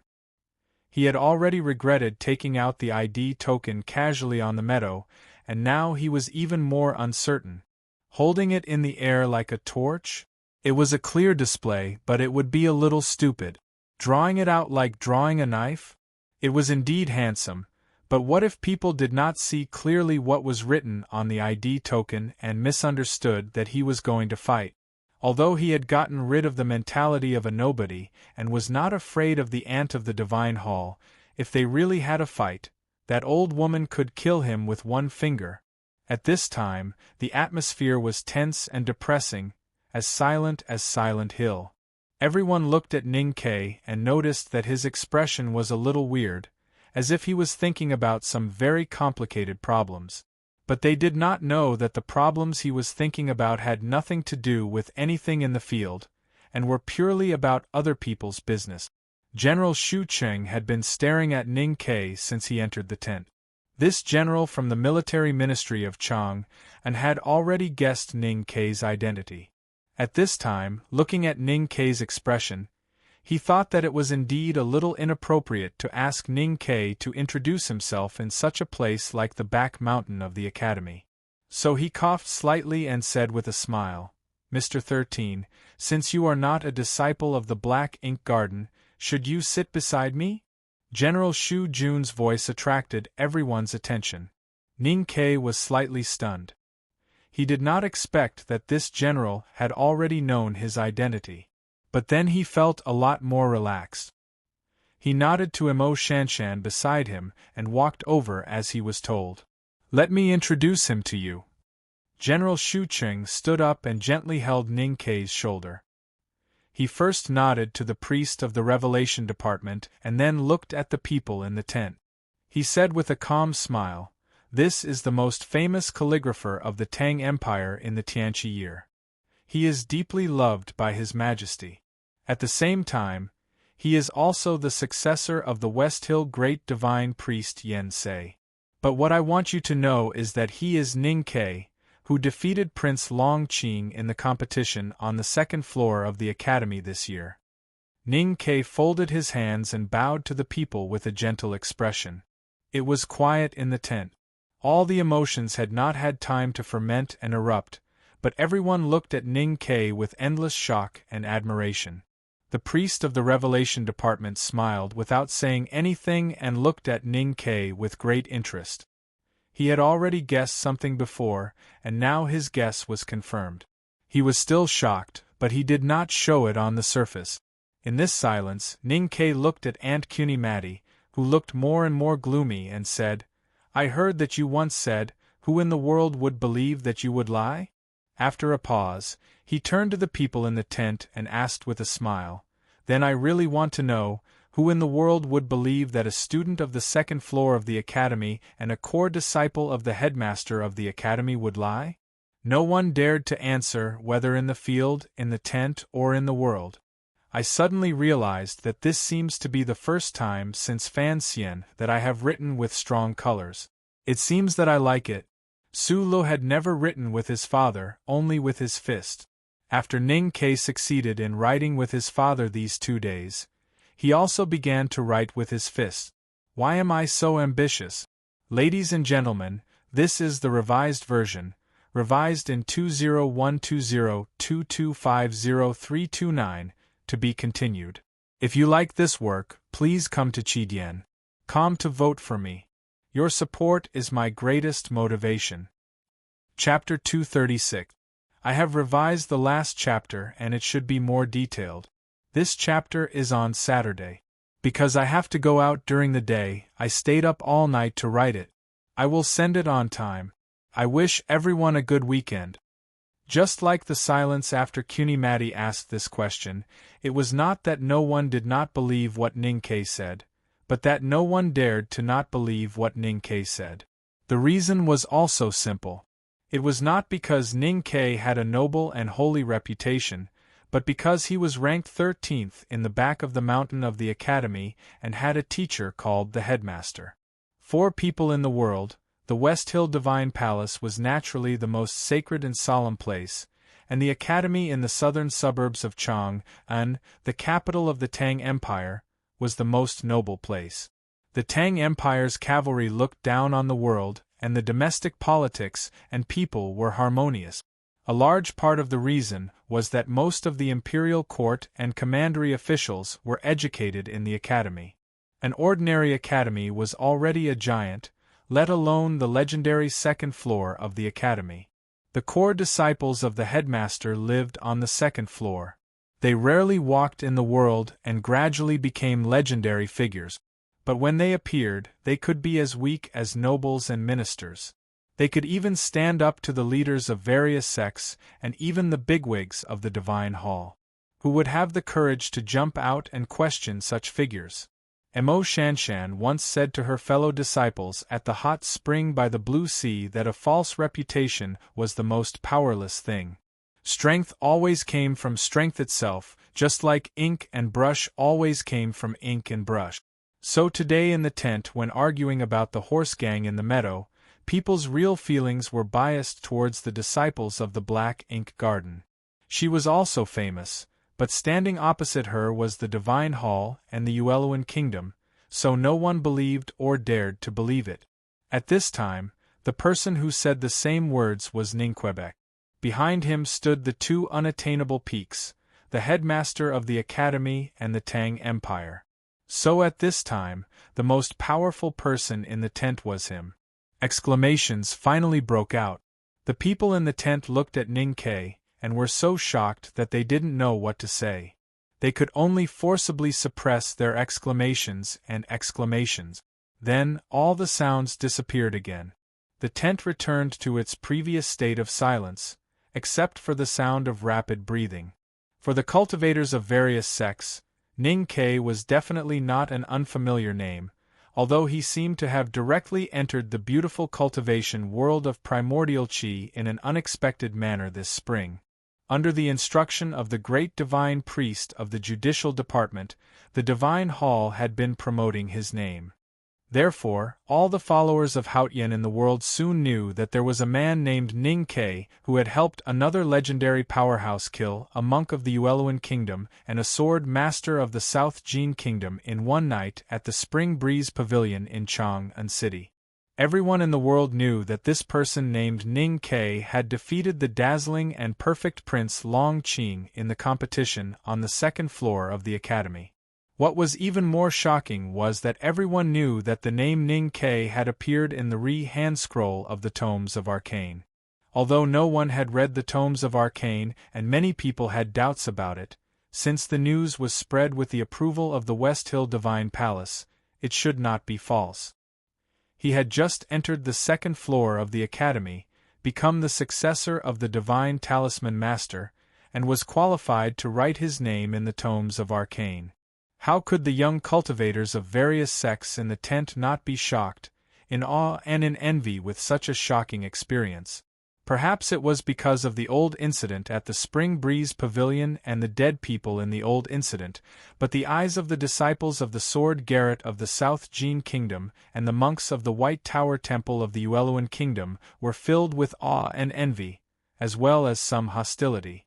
The most shocked people were actually the disciples of the Black Ink Garden. Cat Girl blushed slightly and stared at Ning Ke blankly.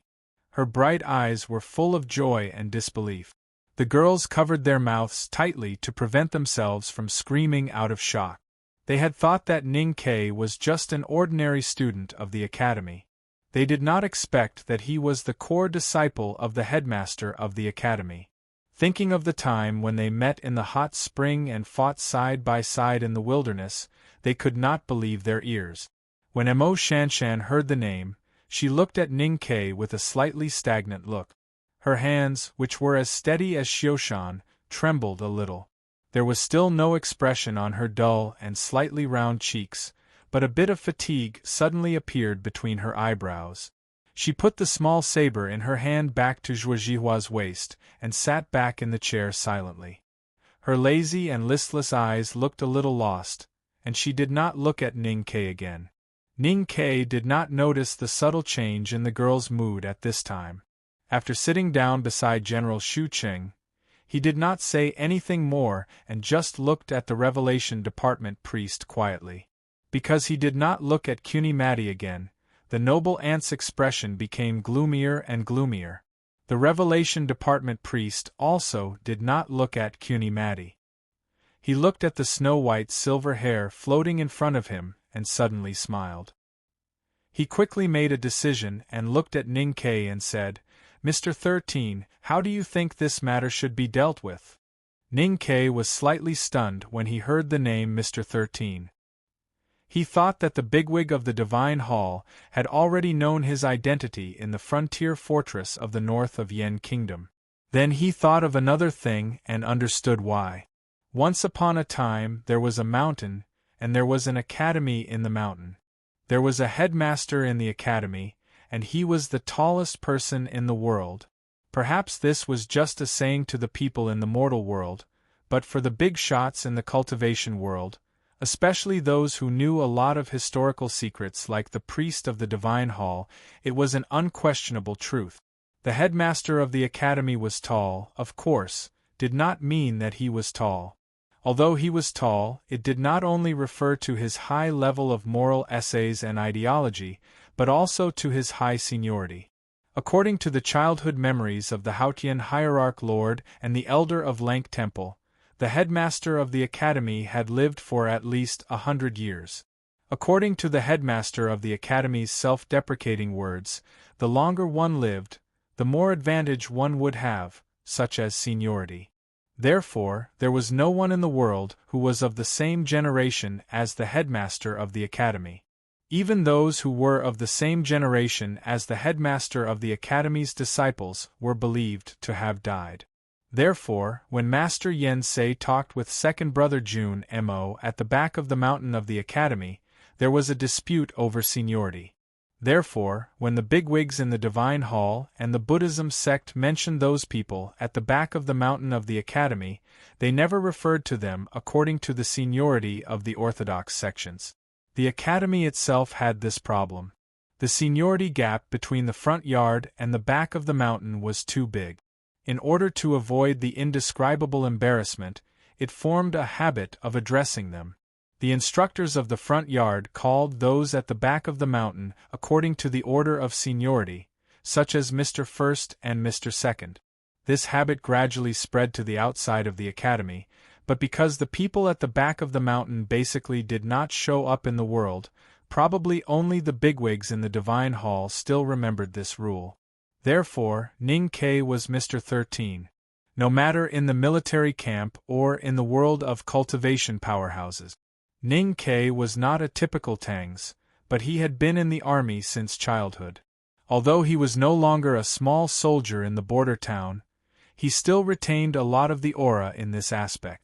What he hated most in his life was the bastards who did not help their comrades and robbed military merit. In the Dongxing Stockade village, he knew that the cavalrymen of Divine Hall had robbed the military merits of the Blue Water Battalion. After entering the wilderness and experiencing the bloody battle, he did not have the slightest good impression of the cavalrymen of Divine Hall. Since they were Mr. 13, it was inevitable that he would have a 13th temperament. Therefore, even though he knew what answer the priest of the Revelation Department wanted to hear, he still did not follow the other party's instructions. The priest of the Revelation Department fell into silence. As an important figure in the Divine Hall, he naturally should protect the people in the Divine Hall. However, in recent years, the Judicial Department had two famous people, the Tao Addict and Long Qing, and its strength had rapidly expanded. In addition, the Light Department had to keep a low profile because of the secret matter, so the Judicial Department was extremely arrogant from top to bottom. As the priest of the Revelation Department, he had long been dissatisfied. Today, Ning Ke dared to guarantee the Academy's reputation as the Divine Hall, so he took advantage of the situation to protect the Divine Hall's bright and fair reputation. He was not afraid of being criticized for damaging the dignity of the Divine Hall, nor did he care about being blamed by the Tao Addict and other people.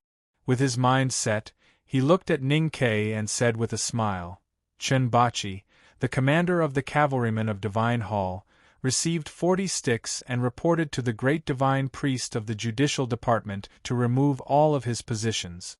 The cavalrymen will return to the Peach Mountain and be punished with hard labor for half a year. What do you think?" This punishment did not include Cuny Matty, the flower addict and the students of the Revelation Institute. But it was natural, even the priest of the Revelation Department could not make any decision. Ning Ke knew that it was impossible to ask for more, so he nodded gently. Of course, he did not forget to praise the bright and righteous side of the Divine Hall. At this time, he was not reserved like a disciple of the headmaster of the academy. General Shu Qing gently stroked his beard and also agreed. So this matter came to a final conclusion. During the discussion, no one asked for Cuny Matty's opinion. Cuny Matty, who was sitting next to the Revelation Department, had a gloomy face. Her dry hands holding the chair were trembling. Of course, she was not afraid of anything, but she was almost unable to suppress the anger in her heart. Hearing 40 sticks, Chunbachi, the commander of the cavalrymen of Divine Hall, instantly turned pale. The stick was a special punishment instrument inside the Divine Hall. It was made of black pine wood and wrapped with fine steel thorns. It was said that countless years ago, the first great divine priest of judgment carried this stick for 20 years before he understood the meaning of Haotian. As a subordinate of the judicial department, he certainly knew this legend and how much pain this stick would bring to people. In the past few years, he had followed Prince Long Qing to patrol around, arresting the remnants of the devil's doctrine and heretics. He had personally whipped those evildoers with the stick. He had seen the blood blooming on their backs and the vines entwined with tendons. He had never thought that such a thing would happen to him one day. He was a master in the see-through realm and had an important position in the judicial department. However, the hierarchy of the Divine Hall was strict. Since the priest of the Revelation Department had made a decision, he did not dare to resist.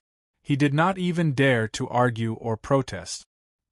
He could only clench his teeth tightly and obediently let the steward of the Divine Hall drag him out.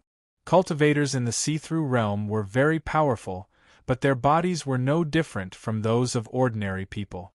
Soon after the heavy muffled sound outside the tent, Chunbachi, the commander of the cavalrymen of Divine Hall, finally could not help but let out a miserable howl. He wanted to clench his teeth and not cry out. He did not want to disgrace the judicial department. However, under the stick of the judicial department, even if he clenched his teeth, he could not resist the sharp pain. Everyone in the tent couldn't help but feel a chill run down their spines as they listened to the muffled thuds of the cane landing heavily on their back. They listened to the miserable howls, and could even faintly hear the hissing sound of the thin steel wires hooking out of their flesh. Listening to these voices, the girls of the Great River Kingdom pursed their lips tightly. Thinking of their younger brother who died under the meadow, they finally felt a little better after many days of depression. They could not help but look at Ning Kei, who was not far away, their eyes full of gratitude. To be continued. If you like this work, you are welcome to come to Chidian.com to vote for me. Your support is my biggest motivation. Chapter 237. After Chunbachi was carried back from outside the tent, no one dared to believe that he was the previous commander of the cavalrymen of Divine Hall with a solemn expression and the blessing of light. It seemed that whether it was the emperor or the saint, as long as they were stripped naked and had countless pieces of flesh torn off from their backs by the thorn cane, they could only be miserable criminals. The priest of the Revelation Department glanced at the badly mutilated body on the carpet. His expression did not change at all. He spoke calmly and sternly. The main meaning was, of course, to reiterate the teachings of the Divine Hall. He warned everyone that Haotian's fair eyes were always patrolling the world, and those who dared to violate it would be punished. Ning Kei did not listen to him carefully. It was not that he had any bad feelings for this bigwig of the Divine Hall, or that he wanted to express his strong contempt for hypocrisy. In his opinion, sometimes hypocrisy was also a virtue. The reason why he could not concentrate was that the man lying miserably on the carpet was staring at him. Chunbachi, who was bleeding like a river and his muscles were strands, raised his head with difficulty. He stared at Ning Kei's eyes with his gray eyes without blinking. There was no emotion in his eyes, only indifference. However, it was this indifference that deeply showed his hatred for Ning Kei at this time. As the commander of the Divine Hall's apologetic divine army and a powerhouse in the see-through realm, he had never been humiliated like this. He knew that he was not qualified to hate the Academy, and it was even more impossible for him to take revenge on the other party. But at the same time, he believed that the two priests in the judicial department, especially Prince Long Qing, would definitely stand up for him in the future. Therefore, even though he was already in a daze from the pain and his eyes were a little blurred, He still stared at Ning Ke because he wanted to remember this face and this person clearly. The matter of the horse gang on the meadow had been declared over with the severe punishment of the commander by the Divine Hall. Therefore, even if Chunbachi stared at Ning Ke could not do anything. Ning Ke could not be like those gangsters in the west city of Chang, and then beat someone up just because the other party stared at him. However, Ning Ke was not afraid of anything. He knew the hidden meaning in the indifferent eyes of the bloody man on the ground. So he slowly squatted down and stared back at him without hesitation. He said, "Commander, the way you stare at me makes me feel as if your eyes are piercing through me. It's a pity that you can't kill with just your gaze. You have to know that we were in the camp at that time, and we were the ones anxiously waiting for you on the meadow." Suddenly, he remembered that Master Yen Sei once described the real grand cultivators to him. For example, second brother only needed to glance at you and you would die. Then he thought that he had to rely on the waist token and the reputation of the academy and the headmaster of the academy to bully others.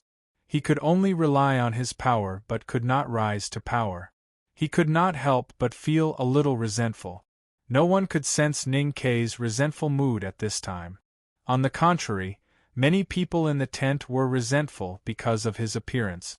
Especially when they saw the miserable situation of the commander of the cavalrymen of Divine Hall covered in blood and rotten flesh, Ning Ke still lowered his body to continue to mock him.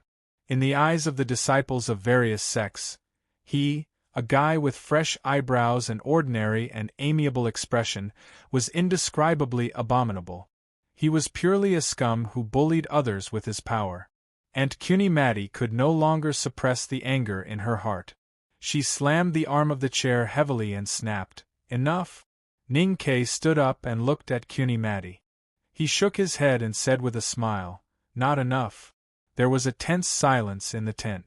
Everyone's eyes were fixed on the young man with cute dimples on his cheeks when he smiled.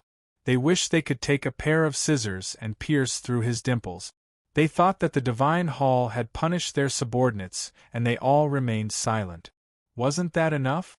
When I walked into the tent, I stopped Hill Master from challenging you to a life-and-death fight.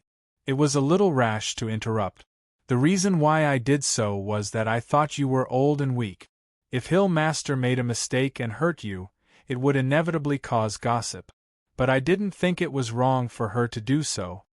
Ning Ke looked at the cold expression on the old woman's wrinkled face and the anger and contempt in her eyes. He thought of the scenes he had seen after he came to the frontier fortress of the north of Yen Kingdom. He thought of the despicable and shameless old woman who bullied others, framed others, and used her power and prestige to force the girls of the Great River Kingdom into danger. He frowned and said, "I just think we should ask first." When the grain team camp was besieged by the horse gang, the cavalrymen of Divine Hall did not move. "Aunt, you were also on the meadow at that time. Did you know that? If you knew, why didn't you do anything at that time?" Without waiting for his voice to spread, he quickly continued to ask. It was the Divine Hall who was punishing its subordinates. "Aunt, you said enough. Can you also interfere in the affairs of the Divine Hall? If you can, why didn't you do anything on the meadow that day?"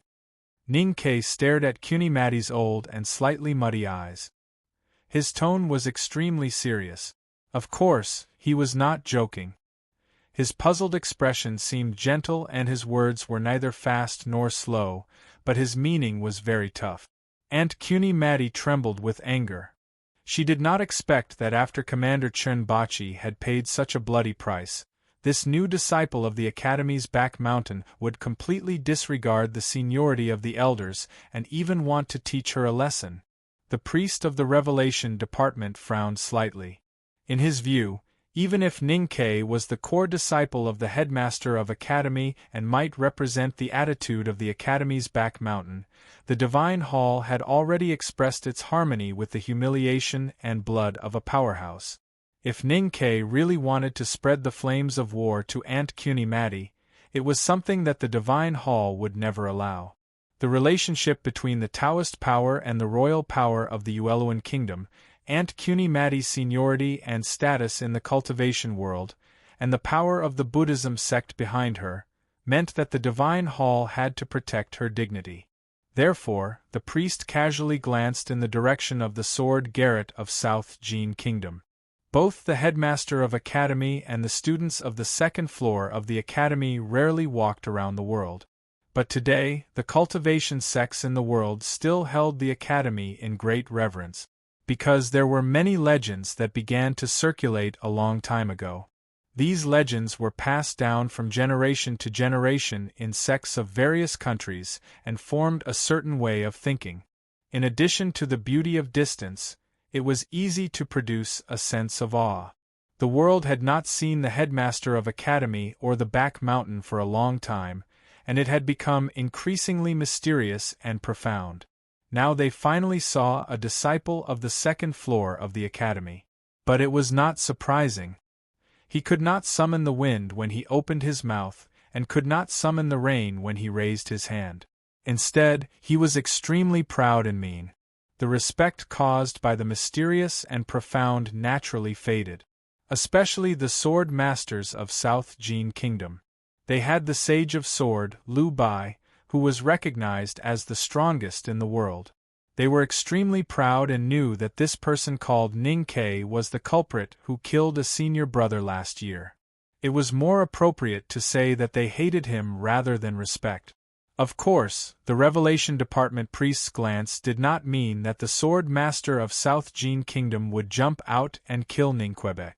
The sword master of South Jin Kingdom would not do such a stupid thing. One only needed to think about the legend of Peach Mountain being cut empty to know that even if the Sage of Sword, Liu Bai, was here in person, he would not offend the academy for no reason. A sword master of South Jin Kingdom said in a low voice, "Mr. 13, you are not a member of the Divine Hall. What right do you have to care about the Divine Hall's affairs?" The priest's gaze and the sword master of South Jin Kingdom had no respect for Ning Ke, only hatred. These factors combined into a question and rebuttal. Of course, under the premise that no one in the tent dared to question the academy, this was considered brave. This sentence was naturally aimed at Ning Ke's words to Aunt Kunimati. Ning Ke glanced at the sword master of South Jin Kingdom and shook his head, saying, "Are you an idiot?" As soon as the words came out of his mouth, he was stunned. Sang Sang had once asked him if he thought that everyone except himself was an idiot. He said that was because there were always many idiots doing idiotic things in the world. His favorite thing to do was to call countless people idiots in front of Sang Sang, such as the Tang princess. He had once eavesdropped on the Tang emperor calling people idiots in the imperial study, and he felt the warmth of a kindred spirit. He used to call Chen Pippi idiots on the letter paper, and he never got tired of it. It was just that, when he began to cultivate in the back mountain and gradually walked on the road to becoming a bigwig, he rarely had such a direct and straightforward way of doing things. That was why at this time, he felt very familiar and missed the idiot ruler that he had not seen for a long time. He looked at the sword master of South Jin Kingdom and smiled. He continued in a gentle voice, "Are you an idiot? My master, Master Yen Sei, is the great divine priest of the West Hill Divine Palace. He is on an equal footing with the three great divine priests of Revelation, Light, and Judgment. As his only successor, if I don't do anything when I see someone tarnishing the Divine Hall's reputation, wouldn't I disappoint my master's earnest teachings and let Haotian down?" At this time, most people would probably turn around and ask the Revelation Department priest, "Your Excellency, do you think I should do anything?" However, Ning Ke did not ask, because he knew that being arrogant and taking advantage of others was not a mistake. However, being too arrogant and taking advantage of others would only cause him more trouble. At present, the Revelation Department priest was obviously on an equal footing. He had been hunting in Min Mountain for many years, and he knew very well what to do when he encountered tigers and bears. Why would he do anything unnecessary? The sword master of South Jin Kingdom, who was full of courage and perseverance, was casually blocked by Ning Kei's words. No one in the field questioned whether he was qualified to care about the affairs of the Divine Hall. Although the whole world knew that the West Hill Divine Palace's confirmation of the two great divine priests of the South School of Hautian Taoism was only based on political considerations, if they questioned this matter at this time, wouldn't it be a slap in the face of the West Hill Divine Palace? Aunt Kunimati's face was extremely dark. She stared at Ning Kei's eyes and her body trembled slightly. Suddenly, she laughed hoarsely and unpleasantly and said sternly, "A woman does not serve two husbands, but a disciple has two masters. I won't ask Yen Sei, but if I meet the headmaster in the future, I will ask him what he is thinking.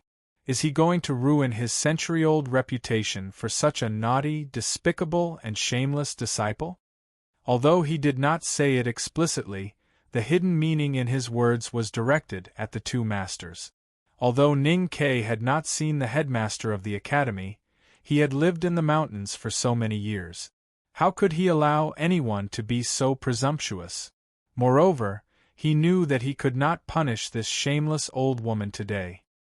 He was dissatisfied, but he could not do anything to her. He did not expect that she would come to him at this time. How could he not give her a hard kick? Ning Kei's smile slowly disappeared, and he said calmly, "Previously, you asked who my master was, and said that you would teach me a lesson on behalf of my master. Now that you know who my master is, it seems that you still want to teach him a lesson." He slammed the table beside him heavily, and the table toppled over. The teacups were shaken away, and the tea splashed all over the sky.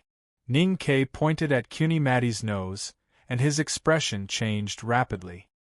He said angrily, "According to seniority, you, old woman, should call me Marshal Uncle. How dare you teach me a lesson? Do you know what it means to respect the younger generation? Are you going to ask the headmaster? Is the headmaster someone like you can see whenever you want? You want to teach the headmaster a lesson? Do you want to deceive your master and destroy your ancestors?" When the commander of the cavalrymen of Divine Hall stared at Ning Kei, he thought that this was the biggest humiliation he had ever suffered in his life. At this time, Kunimati pointed at Ning Kei with a trembling finger, thinking that this was the humiliation she had never suffered in her life. However, just like the quiet court at this time, it only took the old woman a very short time to realize that there was no way for her to get back this humiliation today, because Ning Kei did not reason with her at all. Ning Kei was unreasonable. He only cared about seniority. As the sister of the Ueluan Kingdom's king, Kunimati was extremely powerful, and her seniority in the Buddhism sect was indeed very high. In the past decades, whenever she met people who were weaker than her, she would use her strength to suppress them. When she met people who were more powerful, she would use her seniority to suppress them. In addition, everyone had to give her some face, so she was successful in every endeavor and gradually developed such a temperament. To put it in a good way, she abhorred evil, but in fact, she was arrogant, cold, and narrow-minded. She never thought that someone would use this kind of means to deal with her, and she could only listen obediently, because according to her usual speech and behavior, the other party did not do anything wrong. The seniority of the headmaster of the academy was indeed very high. Even she, the old woman with the highest seniority in the Buddhism sect, was only 2 generations lower than him. This also meant that if strictly required, she really had to respectfully call Ning Kei uncle. She humiliated her uncle and questioned the grandmaster. This seemed to be no different from deceiving the grandmaster and destroying the grandmaster's ancestors. Kunimati was so angry that she was a little out of her mind. Vaguely, she seemed to see those peers who were suppressed by her seniority and dared not to raise their heads no matter how she scolded them. She thought to herself, "Am I going to suffer the same humiliation today?" She stared at Ning Kei, and her skinny old hands hanging outside her sleeves trembled violently. There was a strong fluctuation of the chi of heaven and earth in the tent. Ning Kei looked up at her condescendingly, with his hands behind his back calmly. There was no fluctuation of aura in his body. He did not need to say anything, and his meaning was clear. Hit me, hit me. Do you dare to kill me? If you really lost your mind and dare to hit me in front of so many people, I don't need to use eldest brother and second brother to kill you. I only need to send the 12th brother, Chun Pippi, to take a look at you and beat you up. Well, it's because your respected aunt has not yet entered the knowing destiny state. Ning Ke looked at her and shook his head. He sighed and said, as a mighty person in the Buddhism sect, you don't even know how thin your life is. No wonder you are so old and have not entered the knowing destiny state until today. Although Cuny Matty was a member of the royal family, she was persistent in cultivation, noble in status, high in seniority, and powerful in strength. The most painful thing in her life was that she could not cross the high threshold. Under the continuous stimulation, she was about to lose her temper and was on the verge of exploding. But she knew that she could not fight with Ning Ke here, so she had been forcibly suppressing it. But she still heard such a sentence at the end. Aunt Cuny Matty forcibly swallowed back the blood that was about to gush out of her dry lips. She used the last of her consciousness to make herself blacked out. No one knew whether it was true or not, and then she fell backward. There was an exclamation in the tent. Requesting recommendation votes on Monday. Please support me. Last week, I have been the first in the weekly recommendation. I hope I can continue to enjoy this comfort this week. Thank you very much. I can't repay you, so I will blow you a kiss. Mua mua. To be continued. If you like this work, please come to Chidien.com to cast recommendation votes and monthly vote. Your support is my greatest motivation. Chapter 238. Whether it was true or not, Aunt Cuny Matty was not feeling well and had to be helped out of the tent by the disciples. As for whether it was the occasional cold or the anger attacking her heart, one could guess it from the eyes of the monks from the White Tower Temple of the Ueluan Kingdom. Ning Ke looked at the weak back of the old woman without any sympathy. He thought to himself, even I have not seen the teacher. How dare you accuse the headmaster of the academy? What kind of fool are you? Thinking of the fool, he rolled his eyes and suddenly had the absurd idea of putting the big black umbrella on top of his head. He secretly thought that it seemed to make him more like second brother. Today's arrogance came from second brother's teachings. So although it was absurd, it was natural for him to have this association. From the legendary youngest uncle to second brother, senior brothers and sisters, and now Ning Ke, the puppets of the academy were proud and arrogant. The people in the tent were shocked and angry before, but when they thought of the stories that had been circulating for a long time, they had to be silent. The academy had the right to be arrogant. If they were weak, they would be bullied even if they were not arrogant. If they were strong enough, no matter how arrogant they were, no one would dare to do anything to them, just like Cuny Matty. Because of these things that happened before, the agenda of the meeting became much simpler. Ning Ke did not listen very carefully. When he reacted, the meeting in the Divine Hall had ended and most of the people in the tent had left. The priest of the Revelation Department smiled and went to rest. General Shu Cheng looked at Ning Ke and said with a smile, although I also know it is good to stay with fresh girls, since our army has a camp here and you have revealed your identity, do you still want to go to the barracks of the Black Ink Garden? It is not good for the imperial court. Look at what you said. Of course I will go with you. Ning Ke was a little embarrassed by the general's teasing. He knew that in many people's eyes, there was something wrong with him, a disciple of the second floor of the academy, to disguise himself and follow a group of girls from the Great River Kingdom all the way north into the wilderness. The female disciples of the Black Ink Garden were still surprised and surprised. They wanted to come forward to talk to Ning Ke, but thinking of his real identity, they did not dare to do so. Ning Ke smiled at the girls and was about to say something. Unexpectedly, Mo Shanshan stood up silently and walked out of the tent without saying a word. He could not help but be stunned. Zhuo Jihua sighed in her heart and smiled apologetically to Ning Quebec. She pulled Catgirl, who was eager to move forward, and bowed to the Tang army with her junior sisters. Then she followed Mo Shanshan out.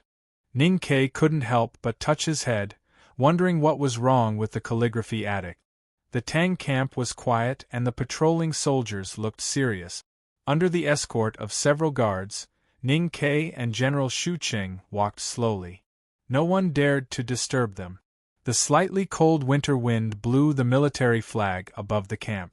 Ning Ke looked up and couldn't help but think of his life at the frontier fortress of the city of Wei. He missed it so much and was about to sigh with emotion. Unexpectedly, General Shu Qing looked back at him with a faint smile and said meaningfully, "The calligraphy addict is a good woman."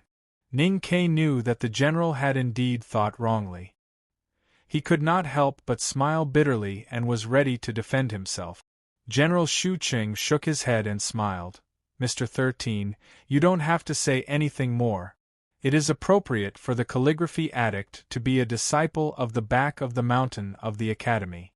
The Tang Empire and the Great River Kingdom have been on good terms for generations. I believe that both the Academy and His Majesty will be very satisfied with this marriage." Hearing this, Ning Ke suddenly understood why the general and the previous revelation priest looked so gentle when they said goodbye, as if they were matchmakers. With his current identity, it was no longer a purely private matter if he wanted to get married. At least he had to go through the imperial court and the academy. However, there were very few female disciples in the world who could match the identity of the core disciple of the headmaster of the academy. Of course, the calligraphy addict was the best candidate. Ning Ke did not know how to explain. He really admired the woman who was addicted to talisman and stood on the branch in a white robe and blue belt. However, this kind of thing, no matter what it was after all his own business. How could it become a matter for others to discuss? In order to resolve the awkwardness, he changed the topic and said, "I thought that the priest would protect the dignity of his divine hall no matter what. I didn't expect that he was fair." The Revelation Department is in charge of the Revelation Institute, but Prince Longqing's experience in the Revelation Institute was not very pleasant. General Shu Qing said, "So the relationship between the priest of the Revelation Department and Prince Longqing has always been a bit subtle. Especially in recent years, the judicial department has become more and more powerful. Prince Longqing has become famous, and the Revelation Department has been under a lot of pressure." Ning Ke said with emotion, "I see. I didn't expect that there would be so much secular strife in a place like the Divine Hall. The Divine Hall shines brightly in the world, but the resources it can control are not infinite. The three great divine priests each lead a side, and of course there is competition among them. However, these three great divine priests are above the great gods, so naturally they can't fight like secular hooligans. The real competition is between the three priests." General Shu Qing continued to explain, "Among the two bigwigs of the judicial department, the Tao addict is obsessed with Taoism and doesn't care about specific affairs. So the divine priests and deacons of the judicial department, the apologetic divine army and spies are all specifically managed by Prince Longqing. If the Revelation Department wants to attack the arrogance of the judicial department, of course, the first target is Prince Longqing." He looked at Ning Ke and said with a smile, "In spring you defeated Prince Longqing. In the eyes of many people in the Divine Hall, it was an unbearable humiliation, but the Revelation Department is probably grateful for your appearance." Ning Ke thought of the silver-haired priest of the Revelation Department and frowned slightly. He said, "How old is the priest of the Revelation Department this year? Is he stronger or weaker than Longqing?" If he could know this, he could roughly infer the true strength of the young powerhouses of the Divine Hall. The reason why he wanted to know this was that he always liked to see the Academy and the Divine Hall as opposite. The priest of the Revelation Department, Qing Lixue, should be over 30 this year.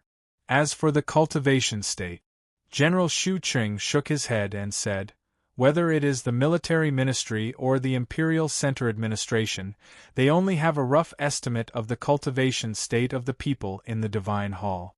Just like Prince Long Qing, it is said that he is only one step away from the knowing destiny state, but no one knows how big that step is. Ning Ke stopped thinking about these issues and looked at a quiet tent in the distance. After a moment of silence, he said, General, there is something I may need your help with. The disciples of the Black Ink Garden stepped on the withered winter grass and walked to their camp. Cat Girl looked at Ning Ke and the Tang General walking into the Tang camp. She reluctantly withdrew her gaze and frowned curiously. Teacher Zhong, no, the way Senior Brother Ning looked at Aunt Kunimati just now was very strange. I don't know how to describe it. The girls thought of the previous scene. Aunt Kunimati was trembling with anger and her face was dark. It seemed that she would go berserk at any time. But Ning Ke stood in front of her with a gentle smile. He did not avoid her and even looked up at her. They also felt that the temperament and taste that he revealed at that time were somewhat inexplicable. Cat Girl bit her finger and thought for a long time. Suddenly she was enlightened and clapped her little hands excitedly. She looked at her senior sisters and said, I know, Senior Brother looked really cheap at that time, but I like it. The girls of the Great River Kingdom were collectively stunned. Then they found that the word cheap was indeed the best choice to describe Ning Ke's expression at that time. They could not help but cover their mouths and laugh, saying that they also liked his cheap look at that time. Only Mo Shanshan, who was at the forefront, did not laugh. There was no expression on her silent face. Zhuo Zhihua looked at her expression and gradually stopped smiling, revealing a trace of worry. Back in the tent, Mo Shanshan seemed to have completely forgotten the fierce conflict in the tent and the previous scenes. She calmly poured water, ground the ink and the brush pen, sat in front of the table, and began to prepare to write. Zhuo Zhihua waved her sleeves to signal her junior sisters to leave temporarily. She walked to the table and sat down on one knee. She quietly looked at the expression on her white cheek.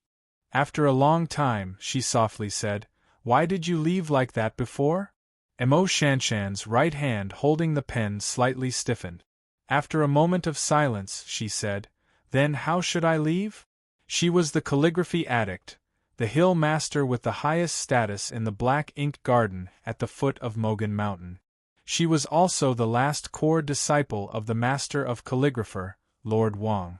But she was not old. In Zhuo Zhihua's eyes, she was more like a younger sister who was obsessed with calligraphy and didn't know anything about the world.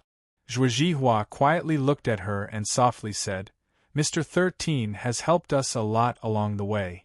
If he didn't show up in the tent today, I'm afraid there would be more troubles in the Black Ink Garden. Even if we don't mention the friendship built these days, you should say goodbye to him just to express your gratitude. Mo Shanshan gently turned her wrist and the soft brush pen touched the yellow paper. She wrote a horizontal line and lightly said, I haven't said it before. In fact, those horse gangs came because of him. In this case, we have no reason to be grateful to him. On the contrary, he dragged us down. It's natural for him to speak in the tent today. Zhuo Zhihua looked at the crooked horizontal line on the table and couldn't help laughing. She immediately sighed softly and said, You know that's not what I want to say. Mo Shanshan looked at the ugly handwriting like earthworms on the paper and felt a little annoyed. She looked back at her and said, Then what do you want to say? Zhuo Zhihua looked at her dark eyes with a little annoyance and said with a smile, What I want to say is that since you have secretly liked Mr. Ning for such a long time, now that you see him in person, why don't you make it clear? Mo Shanshan was slightly stunned. She turned back and continued to write with her head down. She said, I don't know what nonsense you are talking about. Zhuo Zhihua smiled and said no more.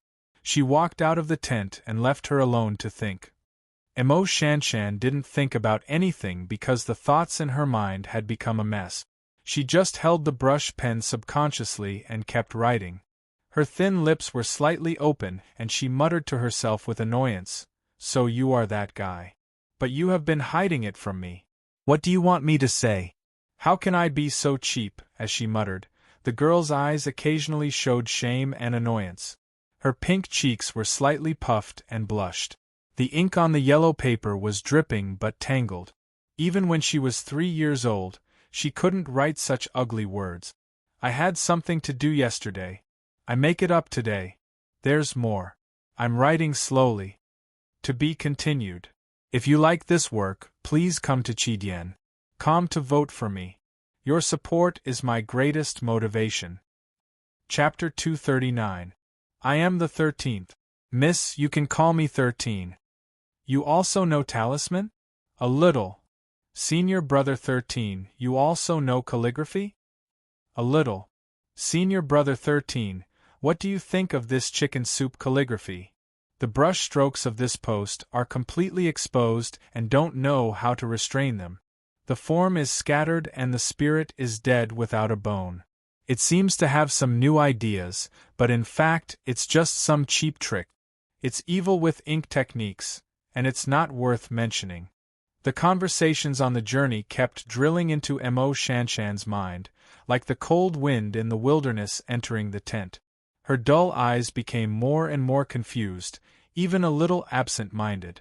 He was the 13th in the academy. Who else could it be but him? Besides himself, who else in the Tang Empire would despise the chicken soup calligraphy and the flower-blooming calligraphy? And that night, he admitted that he knew a little about talisman Taoism. Why didn't I think that he was him? Shanshan, you should have guessed it long ago, right? Mo Shanshan looked at the piece of paper on the table that seemed to be scribbled by a child. She reached out and crumpled it into a ball. She was so ashamed and angry that she didn't want anyone to see it. But she didn't know whether it was because of the scribbling or her confused mind.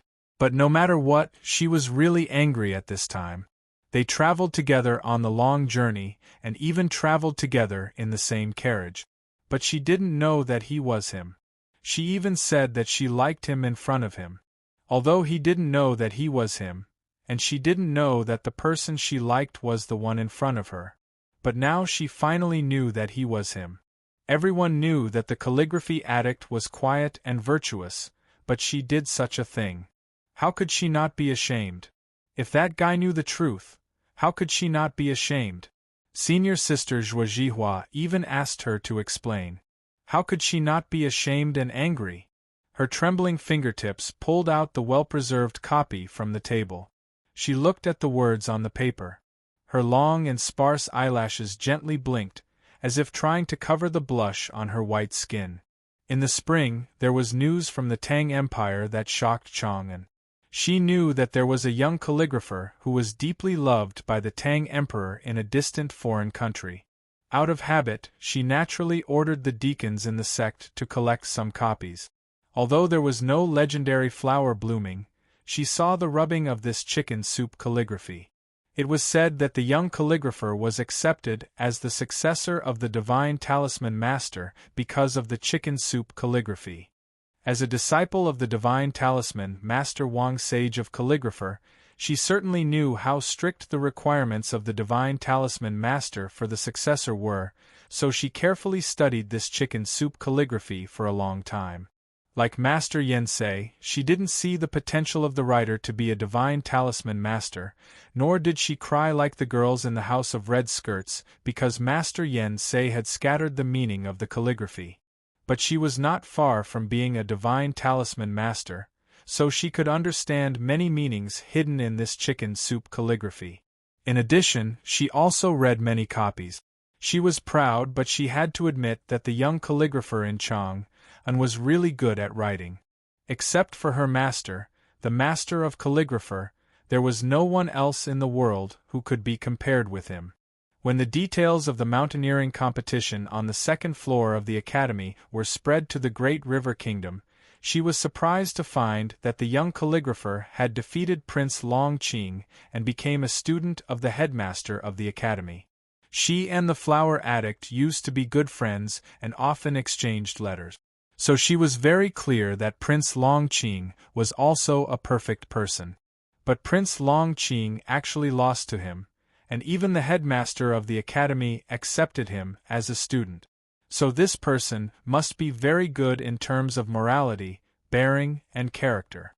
At this time, when she looked at the chicken soup calligraphy again, she found something different. It was a simple and sloppy note. Although the words and strokes were unorganized, there was a sense of great nature in it. It was so natural and open, as if Haotian's divine light had converged into a thunder in the clouds. The world should be like this. She was very curious about the situation under which the person could write such words. Because of some reasons, she used to firmly believe that it was stupid to judge people by their word. But in this spring, she couldn't help but gradually have some different feelings for the young man in the distant Chang'an city because of these words. This feeling was not complicated, but very subtle, very clean, and as transparent as crystal. She had only seen the person's words, but not the person herself. However, people who practiced calligraphy could have a similar mind. When she looked at the person's words, she seemed to see the person. When she looked at the words, the person seemed to be beside her. From spring to summer, she had been quietly looking at the person's calligraphy beside the ink pool at the foot of Mogan Mountain. The legendary ink pool was black, but in fact, it was clear and transparent, reflecting the stars in the sky and the girl's calm and smiling face. The person was behind her, looking at the calligraphy in her hand and her face reflected in the water. He did not speak and did not need to speak. He just quietly looked at the ink pool. Mo Shanshan looked at the rubbing of the chicken soup calligraphy. Her eyelashes slightly blinked, and the blush on her face gradually faded. The embarrassment in her eyes had already turned into confusion and uneasiness. Looking at the ink words for a long time, she whispered, "It turns out that you are you. Who is Sang Sang in the calligraphy?" "Young Master Sang Sang, I am drunk today. Is Sang Sang your little handmaiden? Has she been with you for many years? That's why you are so trusting, so natural, and so attached to her. Is this attachment out of habit or something else? Why didn't I hear you mention it on the trip?" "Yes, at that time you were still pretending to be someone else, so naturally you would not mention it. But Sang Sang, who is she?" Master Yen Sei could read Ning Kei's mind from the chicken soup calligraphy. The girls from the House of Red Sleeves could feel the warm fragrance of the bowl of chicken soup at home from the calligraphy. But she could feel the importance of the name Sang Sang to the calligrapher from the rubbing. At this moment, Zhuo Zhihua lifted the curtain and came in. Seeing Ning Kei sitting beside the desk in a daze, she could not help but smile. This year, she often looked at the hill master in a daze beside the ink pool, so others did not know that she had feelings for someone that ordinary people could not understand, but she clearly knew. "Let's read it after dinner and then think about what to do," she joked. Because of her close relationship with Zhuo Zhihua, her feelings were discovered by Zhuo Zhihua. That was why Mo Shanshan was a little shy and annoyed when facing her. Because of the name at the beginning of the chicken soup calligraphy, Mo Shanshan was a little uneasy and confused. Suddenly hearing Zhuo Zhihua's words, she could not help but feel more ashamed. She had never been ashamed in her life, because she had never liked anyone. But now her feelings were exposed by her close senior sister. How could she not be ashamed? She held her slightly round pink cheeks with her hands, blinked her sparse eyelashes, and pursed her red and thin lips into a straight line. Looking at the pile of luggage that was carefully arranged in the corner of the tent, she suddenly said with slight annoyance, "Send these luggage to him." Zhuo Zhihua smiled and said, "I don't have time." Mo Shanshan turned around and looked at Cat Girl who came in behind her. She said in a low voice, "Cat, you are familiar with that guy. Send his luggage to the Tang camp later." Cat Girl scratched her head in confusion and asked, "Why?"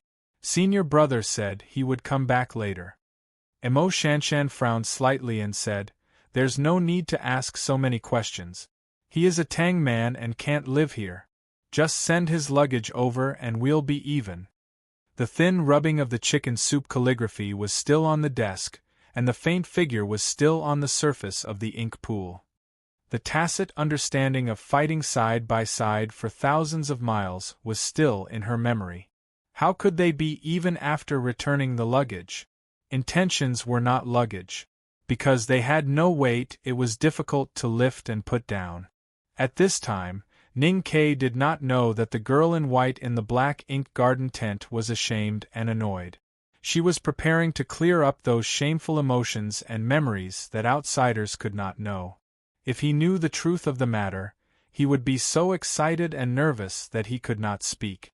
Because although he was running away from the path of being a nobody, he did not have the consciousness of a big shot. The calligraphy addict secretly liked him? Damn it, what was the difference between this and Sister Butterfly liking him? Furthermore, it was Sister Butterfly who was dancing in tight panties. Because he did not know this, he was drinking tea and resting in a tent somewhere in the Tang camp. He looked very relaxed. After all, it was his own place. Both his mind and body could get a real rest under the protection of a sense of security. Unfortunately, he could not completely relax because he still had a very important thing to do. At dusk, a military order appeared in the Tang camp. General Xu Qing gathered all the departments and announced the results of today's discussion in the Divine Hall. At the same time, they discussed specific matters for the attack on the Desolate Man tribe next spring. The order from the middle military tent was a little strange. The main force in charge of attacking the Desolate Man tribe should be completed by the elite cavalry of the left King's palace. Even if the northeast border military of the Tang Empire would also participate in the battle, it was not up to these officers to discuss the war with General Xu Qing, because they were seriously not qualified. However, the military order of the Tang Empire was as important as a mountain. Although the cavalry stationed in the palace belonged to the northeast border military, since it was an order from the middle military tent, no one dared to disobey. With the dense footsteps, officers of all levels rushed to the middle military tent. The patrolling cavalry was also transferred, leaving only the defense force outside the camp. Ning Kei lifted the tent curtain and walked east in the empty camp. When he came to a place about 40 steps away from a tent, he stopped and reached behind him to pull out the big black umbrella that was tightly wrapped in cloth. The tent belonged to a deputy general of the northeast border military of the Tang Empire. There was a very faint smell of herbs and blood coming from the tent. If it were not for his 5 senses after cultivation, he would not have been able to smell it at all. After so many days, the bleeding has not completely stopped. I really don't know how you survived. Ning Kei thought silently in his heart. With a shake of his wrist, the big black umbrella opened with a swoosh. He held the big black umbrella and walked toward the tent. At this time, the twilight was like blood, but the cloud above the camp began to snow. The snow was very small and sparse. A few snowflakes fell on the greasy and dirty surface of the black umbrella. It was somewhat beautiful. The small snowflakes fell on the surface of the black umbrella without any sound, and the sturdy leather boots stepped on the withered yellow barnyard grass without any sound. Ning Kei held the black umbrella and walked into the tent of the deputy general. A flash of a knife chopped down. The knife was round and as bright as the wind and snow. It was a scimitar. The people in the tent knew that Ning Kei had come, so Ning Kei could not sneak an attack. Ning Kei knew that there were people in the tent, so the scimitar was not a sneak attack. The front of Ning Kei's robe suddenly swung up, and his right foot popped out like lightning. It fiercely stomped on the thigh of the sneak attacker. With a muffled sound, the body of the sneak attacker bent like a shrimp. The scimitar in his hand chopped through the air and fell heavily on the ground. With a clang, the slender padao was unsheathed and turned into a bright color. It gently swept across the throat of the man, and blood sprayed out wildly, all the way to the top of the tent. There was a strong wind coming from the right. Ning Kei did not turn his head. He held the big black umbrella with 2 fingers, and a fu paper suddenly turned invisible. An inexplicable feeling of dryness appeared in the tent. The sneak-attacking horse gang held the machete tightly in both hands and pounced on Ning Ke with the momentum of the forward charge. His speed was extremely fast, as if he was going to split the big black umbrella and cut Ning Ke into two halves from top to bottom. However, when he rushed to the back of the umbrella, he found that what he had pounced on was not the big black umbrella, but a blazing white sea of fire. The flames in the air of the tent suddenly burned out, but the flames on the head of the horse gang were still burning. The scimitar in his hand did not cut the umbrella, nor did it cut the person, but only the air. Ning Ke had already turned around and waited quietly at the side. He looked at the face of the horse gang in the fire that began to deform and melt. He looked at the last terrified look in his eyes and watched his mouth open wide, wanting to cry out in alarm. He lowered his body and waved his knife. The blade flashed, and the burning head flew into the tent. The blood that sprayed out from the neck cavity of the horse gang sprayed to the top of the tent again, and mixed with the blood of his companions. Ning Ke held the umbrella in his left hand and the knife in his right hand, and continued to walk silently into the tent. The headless corpse fell behind him with a thud. Under the umbrella, there was no emotion on his face. No matter in the past, present or future, he had no mercy for these horse gang or those who pretended to be horse gang. The burning head of the horse gang rolled on the ground until it reached the inside of the tent. It stopped when it was about to reach a sleeping mat, and the flames with a burning smell gradually died out. A pale middle-aged man was lying on the sleeping mat. He was extremely thin and weak, and one of his shoulders was tightly bound with cloth. There was still some blood oozing out, and a faint smell of rotten flesh could be smelled. The middle-aged man stared at Ning Ke, who was gradually approaching. Suddenly, his eyes shone and his body trembled violently.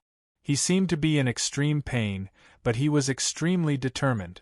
The chi of heaven and earth in the tent suddenly became chaotic, and a gust of cold wind rose out of nowhere. The snowflakes on the big black umbrella were instantly blown away, but the vigorous psyche power condensed from decades of meditation and the determination at the last moment of life and death was completely blocked by the oily surface of the big black umbrella like the gust of cold wind. None of it could pierce into Ning Ke's sense of perception. Since you have been ordered to kill me, you must be very clear about who I am. Ning Ke walked to the pale-faced middle-aged man and looked down at him. He said calmly, I admit that your psyche power is indeed strong. But even if you are in perfect condition, how dare you hope to defeat a disciple of the second floor of the academy when I am prepared for it? Not to mention that you are now so seriously injured. Besides, do you feel that the wound on your broken arm is recovering very slowly? Even if you keep cutting off the rotten flesh, you still can't stop the wound from festering? In fact, that is because there is something on my knife. Ning Ke raised his right arm and stretched the padao to the middle-aged man's face. The padao shone coldly. Except for those complicated talisman patterns, there was nothing special about it. The person who instigated you to kill me and yourself knew that I was a student of the second floor of the academy and the successor of Master Yensei. So that day under the meadow you blocked several of my killing moves. But it is a pity that you don't know two things about me. Ning Ke said, I have been hunting for a living since I was a child. I had to hunt big beasts when I was very young. So I occasionally use poison. My knife is smeared with snake thorn sap from Min Mountain. It is not very poisonous, but it is very troublesome. The middle-aged man lying on the mat was extremely pale. Because he had forced out the last accumulated psyche power in his sense of perception, he had no strength to fight back. Listening to Ning Ke's calm narration, his eyes subconsciously revealed an expression of fear. As a cultivation powerhouse, he really could not understand why Ning Ke, as a core disciple of the headmaster of the academy, had hidden so many sinister and vicious tricks in addition to cultivation methods. I believe that you will no longer have any combat power at this time. But after all, you are a psyche master in the upper grade of the see-through state and a bigwig in the northeast border military of the Tang Empire. So I must remain vigilant. Then I am sorry. With these 2 words of apology, Ning Ke once again waved the padao in his hand. The knife light suddenly flashed and disappeared. The middle-aged man did not die, but there was another horrifying wound on his shoulder. His last remaining arm was also separated from his body. The middle-aged man turned with difficulty to look at his shoulder. After confirming that both his arms were broken, he could not help but feel disheartened. Then he felt an unbearable pain rush from his shoulder to his brain, and he could not help but let out a shrill scream. Ning Ke sheathed his knife and found a few pieces of old cloth in the tent. He stuffed one piece into the man's mouth and wrapped the rest around the wound on his shoulder. He was good at bandaging wounds, and with the addition of half a bottle of medicine, the bleeding quickly stopped. He lowered his head and seriously treated the middle-aged man's wound. At the same time, he said, I have said before that there are 2 things about me that you don't know. Apart from the one that I have said, there is another thing, which is that I have a flaw in my character. Although I have started to cultivate, I am still not a person beyond the world. So there are many things that I can't mention or let go of.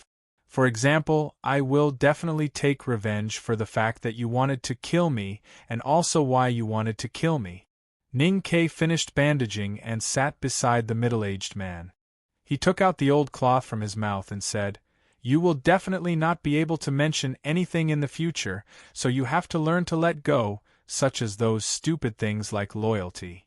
If he wanted to extort a confession by torture, there was no reason to cut off the other party's arm. But he did it, directly forcing the other party into a desperate situation, and then began to ask questions at this time. It seemed like a cold-blooded and unreasonable behavior, but in fact it was very reasonable. How could a strong cultivator's heart be broken if it was not for this kind of cold and clueless mental attack? The middle-aged man closed his eyes in pain. His dry lips were tightly pressed together, as if he was very afraid that once he opened his mouth, he would involuntarily say what Ning Ke wanted to know. Ning Ke looked at him calmly and said, There is no use pretending to be desperate. As long as you are alive, there is still hope. After all, you are still alive at this time, so there are some things that you have to explain. For example, who are you? I am suitable to write romance. I like to write romance. Who can pay a high price for me to write it? I am very satisfied with the writing of this chapter. There are still 2,000 words left. I will continue to write seriously. I want recommendation votes. Also, it is the end of the month. I want the monthly votes that I have not wanted for a long time. End of exclamation mark. To be continued. If you like this work, you are welcome to vote for recommendation votes and monthly vote. Your support is my biggest motivation. Chapter 240. In the middle military tent, General Xu Cheng was discussing with the officers of the Northeast Border Army. Suddenly, he felt the fluctuation of the chi of heaven and earth from deep in the camp and heard the scream. His expression changed slightly. A deputy general's expression suddenly tensed up as he stood up and prepared to rush out of the tent. General Xu Cheng stared at him coldly and asked, Su Yin, what do you want to do? The deputy general called Su Yin turned around and looked at General Xu Cheng, who was as cold as steel. He finally understood why there was such a meeting today. He forcibly suppressed the shock in his heart and explained in a low voice, There is movement in the camp. Maybe enemy spies have sneaked in. As the deputy general of the mountain battalion, I should go and check it out. No need. General Xu Cheng's rank was far above Su Yin. He looked at him expressionlessly and said, The imperial court is carrying out a task. You don't need to go and check. Su Yin felt as if he had been hit in the chest. He was worried about the situation over there, and worried that if the imperial court was really investigating the horse gang, it might involve more people. He gritted his teeth and said in a low voice, Why don't I know what the Imperial Court is investigating? And now we are deep in the wilderness. Will the Imperial Court send people to investigate? General Shu Qing slammed the table and shouted, "How dare you! Does the Imperial Court need to explain to a small deputy general? You shut up and sit down." The pale-faced middle-aged man was the leader of the horse gang who had ambushed the grain team in the wilderness. He looked at Ning Kei's face with listless eyes and said weakly, "Since you can find me, why do you still ask who I am? I can find you because I have guessed your identity. But guesses are not valid after all." Ning Kei closed the big black umbrella and continued, "It doesn't matter who you are. And it is easy to find out. I just need to draw a picture for the military ministry to check." The middle-aged man frowned painfully and said, "Then you can check. I can't go back to Chang, and now that I am in the wilderness. And even if I find out who you are, it won't help me with what I want to know. It's like if I break the law of Tang Empire and kill people, no one would dare to say anything bad about the headmaster of the academy." The middle-aged man slowly closed his eyes and said, "My name is Lin Ling, the commander of the Imperial Northeast Border Army's Inner Vanguard Battalion." Ning Kei looked at his pale cheeks and repeated the name in his heart. Then he said, "Very well. Next, let's talk about who ordered you to kill me." The middle-aged man tightly pursed his dry, bloodless lips. It seemed that he wouldn't say another word. Since he was the general of the Inner Vanguard Battalion of the Northeast Border Army, then his immediate superior was General Xiahou. In fact, Ning Kei did not need to ask, and the middle-aged man did not need to say. They both knew who wanted to kill Ning Quebec. However, inference could never be turned into evidence. As Ning Kei had said before, the Psyche Master Lin Ling admitted his identity because he knew it was nothing. Ning Kei looked at the middle-aged man who had his lips tightly closed. He glanced outside the tent and saw a vague figure. After a moment of silence, he said seriously, "I swear by the headmaster's character that as long as you are willing to tell me who the mastermind is, I can let you go back alive and let the academy guarantee your safety." The Psyche Master Lin Ling opened his eyes and looked at him, but he still did not say a word. "I have already sworn by the headmaster's character. Do you still not believe me?" Ning Kei spread out his hands and said. Lin Ling said with difficulty, "No one ordered me. This is my own decision." "Even if it is your own decision, it must have been tacitly approved by someone. You should know that although you are a powerhouse in the see-through state, you are still not qualified to command more than 600 horse gangs in the wilderness." Ning Kei looked into his eyes and said, "I want to know that person's name." Lin Ling gasped and said, "Is it really so important to hear that name from my mouth?" "It may not be important to the investigation of the Imperial Court." Ning Kei paused for a moment and said, "But it is very important to me." Lin Ling suddenly laughed. His pale smile looked a little strange. "If it is very important to you, then why would I say it?" Ning Kei frowned and found that he had underestimated Xiaohu's prestige in his heart and his loyalty. He gently stroked his knees and after a long silence, he suddenly asked, "Do you have parents or children?" Lin Ling seemed to have guessed what he wanted to say and said with difficulty with a smile, "No." In Ning Kei's eyes, this smile was very hateful and proud. After a moment of silence, he continued to ask with a gentle expression, "Then as a cultivator, you must have a master or a sect, right?"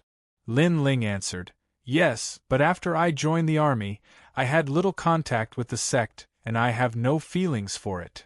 "You are lying." Ning Kei looked at him and said calmly, "If you have no feelings for the sect, you can let me have this empty door. But you are in a hurry to tear the sect apart, which proves that you have a strong intention to protect it." Lin Ling was slightly stunned and painfully frowned. He said, "Believe it or not, I won't say anything anyway." Ning Kei smiled and said, "Well, whether you are lying or not, you have to know what kind of crime it is to collude with the horse gangs to attack the grain team, especially to murder a disciple of the second floor of the academy." Lin Ling said calmly with a firm expression, "It is just death. Who doesn't die throughout the ages?" Of course it is not as simple as death. Although I think that death is indeed the biggest threat, I know that loyal people like you have always thought that there are things in the world that are more important than life and death. Ning Ke looked into his eyes and said, "I'm a disciple of the headmaster of the academy and a trusted official of His Majesty. Based on this matter, I can punish your master and elders, disband your sect, and even kill all your relatives and fellow disciples. Maybe you really don't care about their lives, but what if your childhood sweetheart is among them? What if there's a senior sister who tucked you into bed at night? Wouldn't it be a pity if she died like this?" Lin Ling did not understand childhood sweetheart, but he understood Ning Ke's undisguised killing intent. So his body, which was cold due to excessive blood loss, became colder and colder, as if it was more miserable than the wind and snow outside the tent. "I am not used to threatening people like this, because I rarely have the capital to threaten people before," Ning Ke said very seriously, "and I don't want to threaten people. I just want to know an answer. You and I both know this, but I want to hear the answer from your mouth." Lin Ling's skinny cheeks revealed a struggling expression, and his gray eyes gradually overflowed with feelings of abandonment and guilt. Ning Ke looked carefully and calmly added, "I swear by the headmaster's character." After a long time, the dying Psyche master finally slowly uttered a dry syllable from his dry lip. Ning Ke lowered his head and listened quietly, asking a few questions from time to time. After hearing everything he wanted to know, he stood up and looked at the dying middle-aged man, whose eyes showed some calmness and relief besides guilt. He nodded to show his respect. Then he pulled out the padao from the sheath and chopped down, and the cold blade cut the man's throat. The Psyche master's complex emotions, such as guilt, relief and fear, all turned into gray shock and despair. His eyes were wide open, and he could not close them even if he was not breathing. Walking out of the tent, Ning Ke looked at the Tang soldier who was waiting for him and said, "It's really a pity that he didn't make it." This Tang soldier, who was an informant of the Imperial Center Administration in the Border Army, had seen what happened today from the beginning to the end. Hearing this, he did not know how to respond at all. Looking at the residual blood on Ning Ke's blade, he could only remain silent. To be continued. If you like this work, please come to Chidien.com to vote for me. Your support is my greatest motivation. Chapter 241. Without breathing and unable to close her eyes, she died with everlasting regret. Ning Ke did not close Lin Ling's eyelids in the tent, so he did not feel heavy in his heart. He even quickly forgot about it after he left the tent. He had killed too many people in his life and seen too many dead people. He had also seen many people who died with their eyes wide open, so he didn't care at all. The resentment of the dead wanted revenge? If you can turn into a ghost, come on. Ning Ke never forgave those who tried to kill him. As long as he could achieve his goal, any oath or promise was the least valuable thing. He did not swear on his own character but on the headmaster's character because his character was not as valuable as the headmaster's. As for the headmaster's character being ruined because of his actions, anyway, the headmaster didn't know. Ignorance is not my fault. If others knew the truth, they would probably think that Ning Ke was immoral. For example, the spy from the Imperial Center Administration beside him looked nervous and uneasy. No one knew what he was thinking, because they did not know Ning Ke's nickname in the city of Wei, immoral. Ning Ke was such a person. But since he left the frontier fortress and returned to Chang, and with Sang Sang, he had no chance to show his wicked side, no matter how magnificent or bloody the things he had encountered and seen. The remaining leaders and leaders of the horse gang who attacked the grain team and tried to assassinate him were all dead. The middle military tent of the Tang army also went smoothly without any accident. This group of cavalry belonged to the Northeast Border Army, but General Shu Cheng had come under the Emperor's orders. As the commander of the cavalry, Deputy General Suin, who was suspected of harboring the horse bandits, had no way to resist and obediently allowed himself to be captured. General Xu Cheng revealed Ning Kei's identity to investigate the horse gang case, which was one of the important reasons for suppressing the officers and soldiers in the camp. But the more important reason was the discipline of the Tang army. Although the Tang Northeast Border Military had been under the command of General Xiahou for many years, it was still the army of the empire, not Xiahou's private army. Nowadays, the Tang Empire was powerful and the people from all over the world were loyal to the emperor. The idea of being loyal to the emperor was deeply rooted in the bones of every proud soldier. The people in Chang'an never worried that there would be any heresy in the four border armies. In the central military tent, Ning Kei told General Xu Cheng about the previous situation. Then, he selected some of the secrets that Lin Ling had told him and asked the general's personal guards to record them into a book. They would send them back to Chang'an later. As for the spy from the Imperial Center Administration, he had already returned to his tent. There was another secret memorial, which would be sent to the nation advisor through the Imperial Center Administration and then directly sent to the Imperial Palace. Therefore, Ning Kei was not worried that the horse gang case would disappear without a trace. At this time, he was more worried about something else. Why did Xiahou want to kill him? Even if Lin Ling suspected that he was involved in the case of the censor and acted on his own, this reason was not strong enough. As a core disciple of the headmaster of the academy and a trusted official of the emperor, Lin Ling would have to take a great risk to kill him. If there was no motivation or inducement, why would Lin Ling cause trouble for his master? General Xu Cheng looked at him thoughtfully and thought that he was thinking about something else.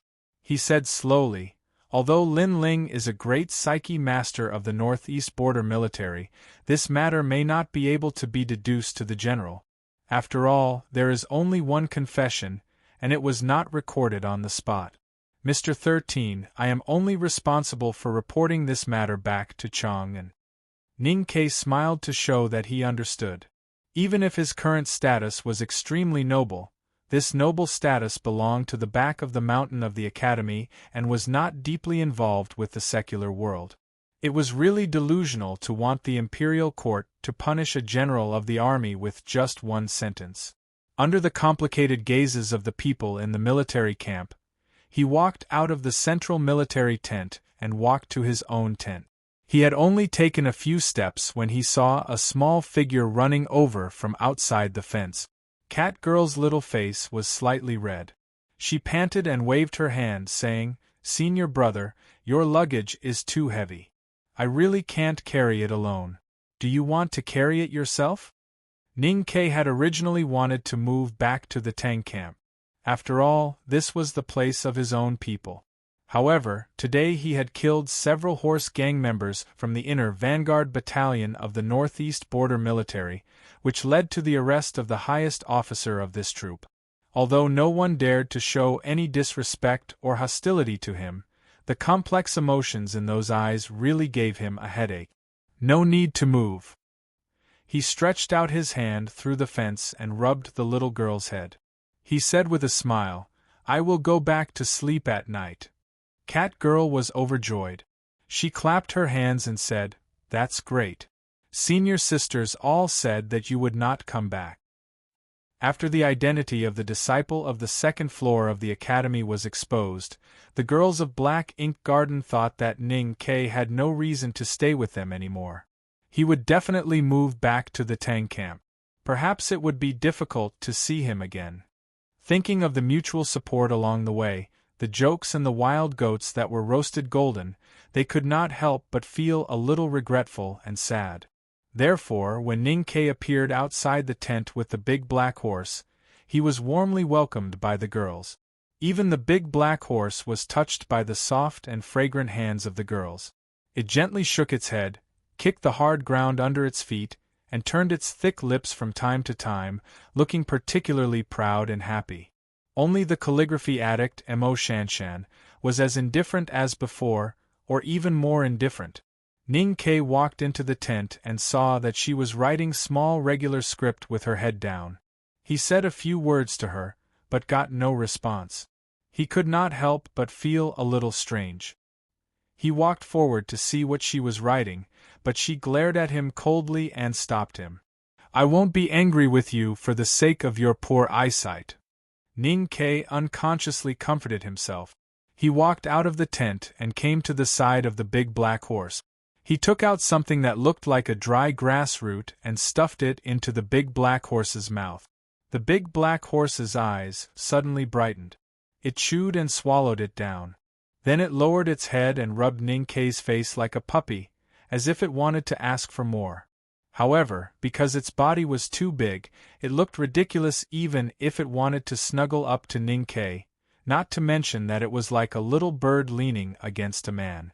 Ning Ke was too lazy to care about it. He annoyedly pushed its head away and looked into the distance covered by the dense clouds in the north. That was where the desolate man was. I couldn't help but look at that place quietly. I understood something. Many people were heading there. The imperial court and the academy did not send anyone there. He was the imperial court and the academy. Xiaohe wanted to do something there and did not want the imperial court and the academy to interfere or know about it. That was why he did not hesitate to take a great risk to kill Ning Ke, because he was willing to fight to the death for that matter.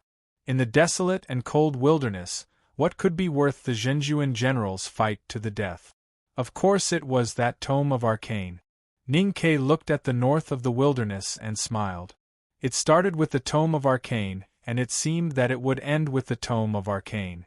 But he did not know if there was a good-looking vixen among the forces fighting for the tome of arcane. I like your black horse. A voice suddenly came from behind. Ning Ke turned around and looked at the beautiful girl in white beside the big black horse. He looked at her red lips that were pursed into a straight line and her black hair that was neatly combed. He felt that there was a pause in the sentence he heard before, but he thought that he had heard it wrong. Because her expression was still so dull and her eyes were still so beautiful. But there was no charm or shyness in them. She was no different from usual. There are only 2,000 words today because the outline has been used up. I have to go and work on the latter part of the outline. I hope I can understand it as soon as possible. It also happens to be the confession day that happens once every 4 years. It is said that the girls confess today and cannot be rejected. So I have to confess to each other. It will be March soon. Please vote for the guaranteed monthly vote. I will not write a single chapter. If there are not enough votes, it will not be too late to write a chapter. Good night. To be continued. If you like this work, you are welcome to vote for it and vote for it. Your support is my biggest motivation.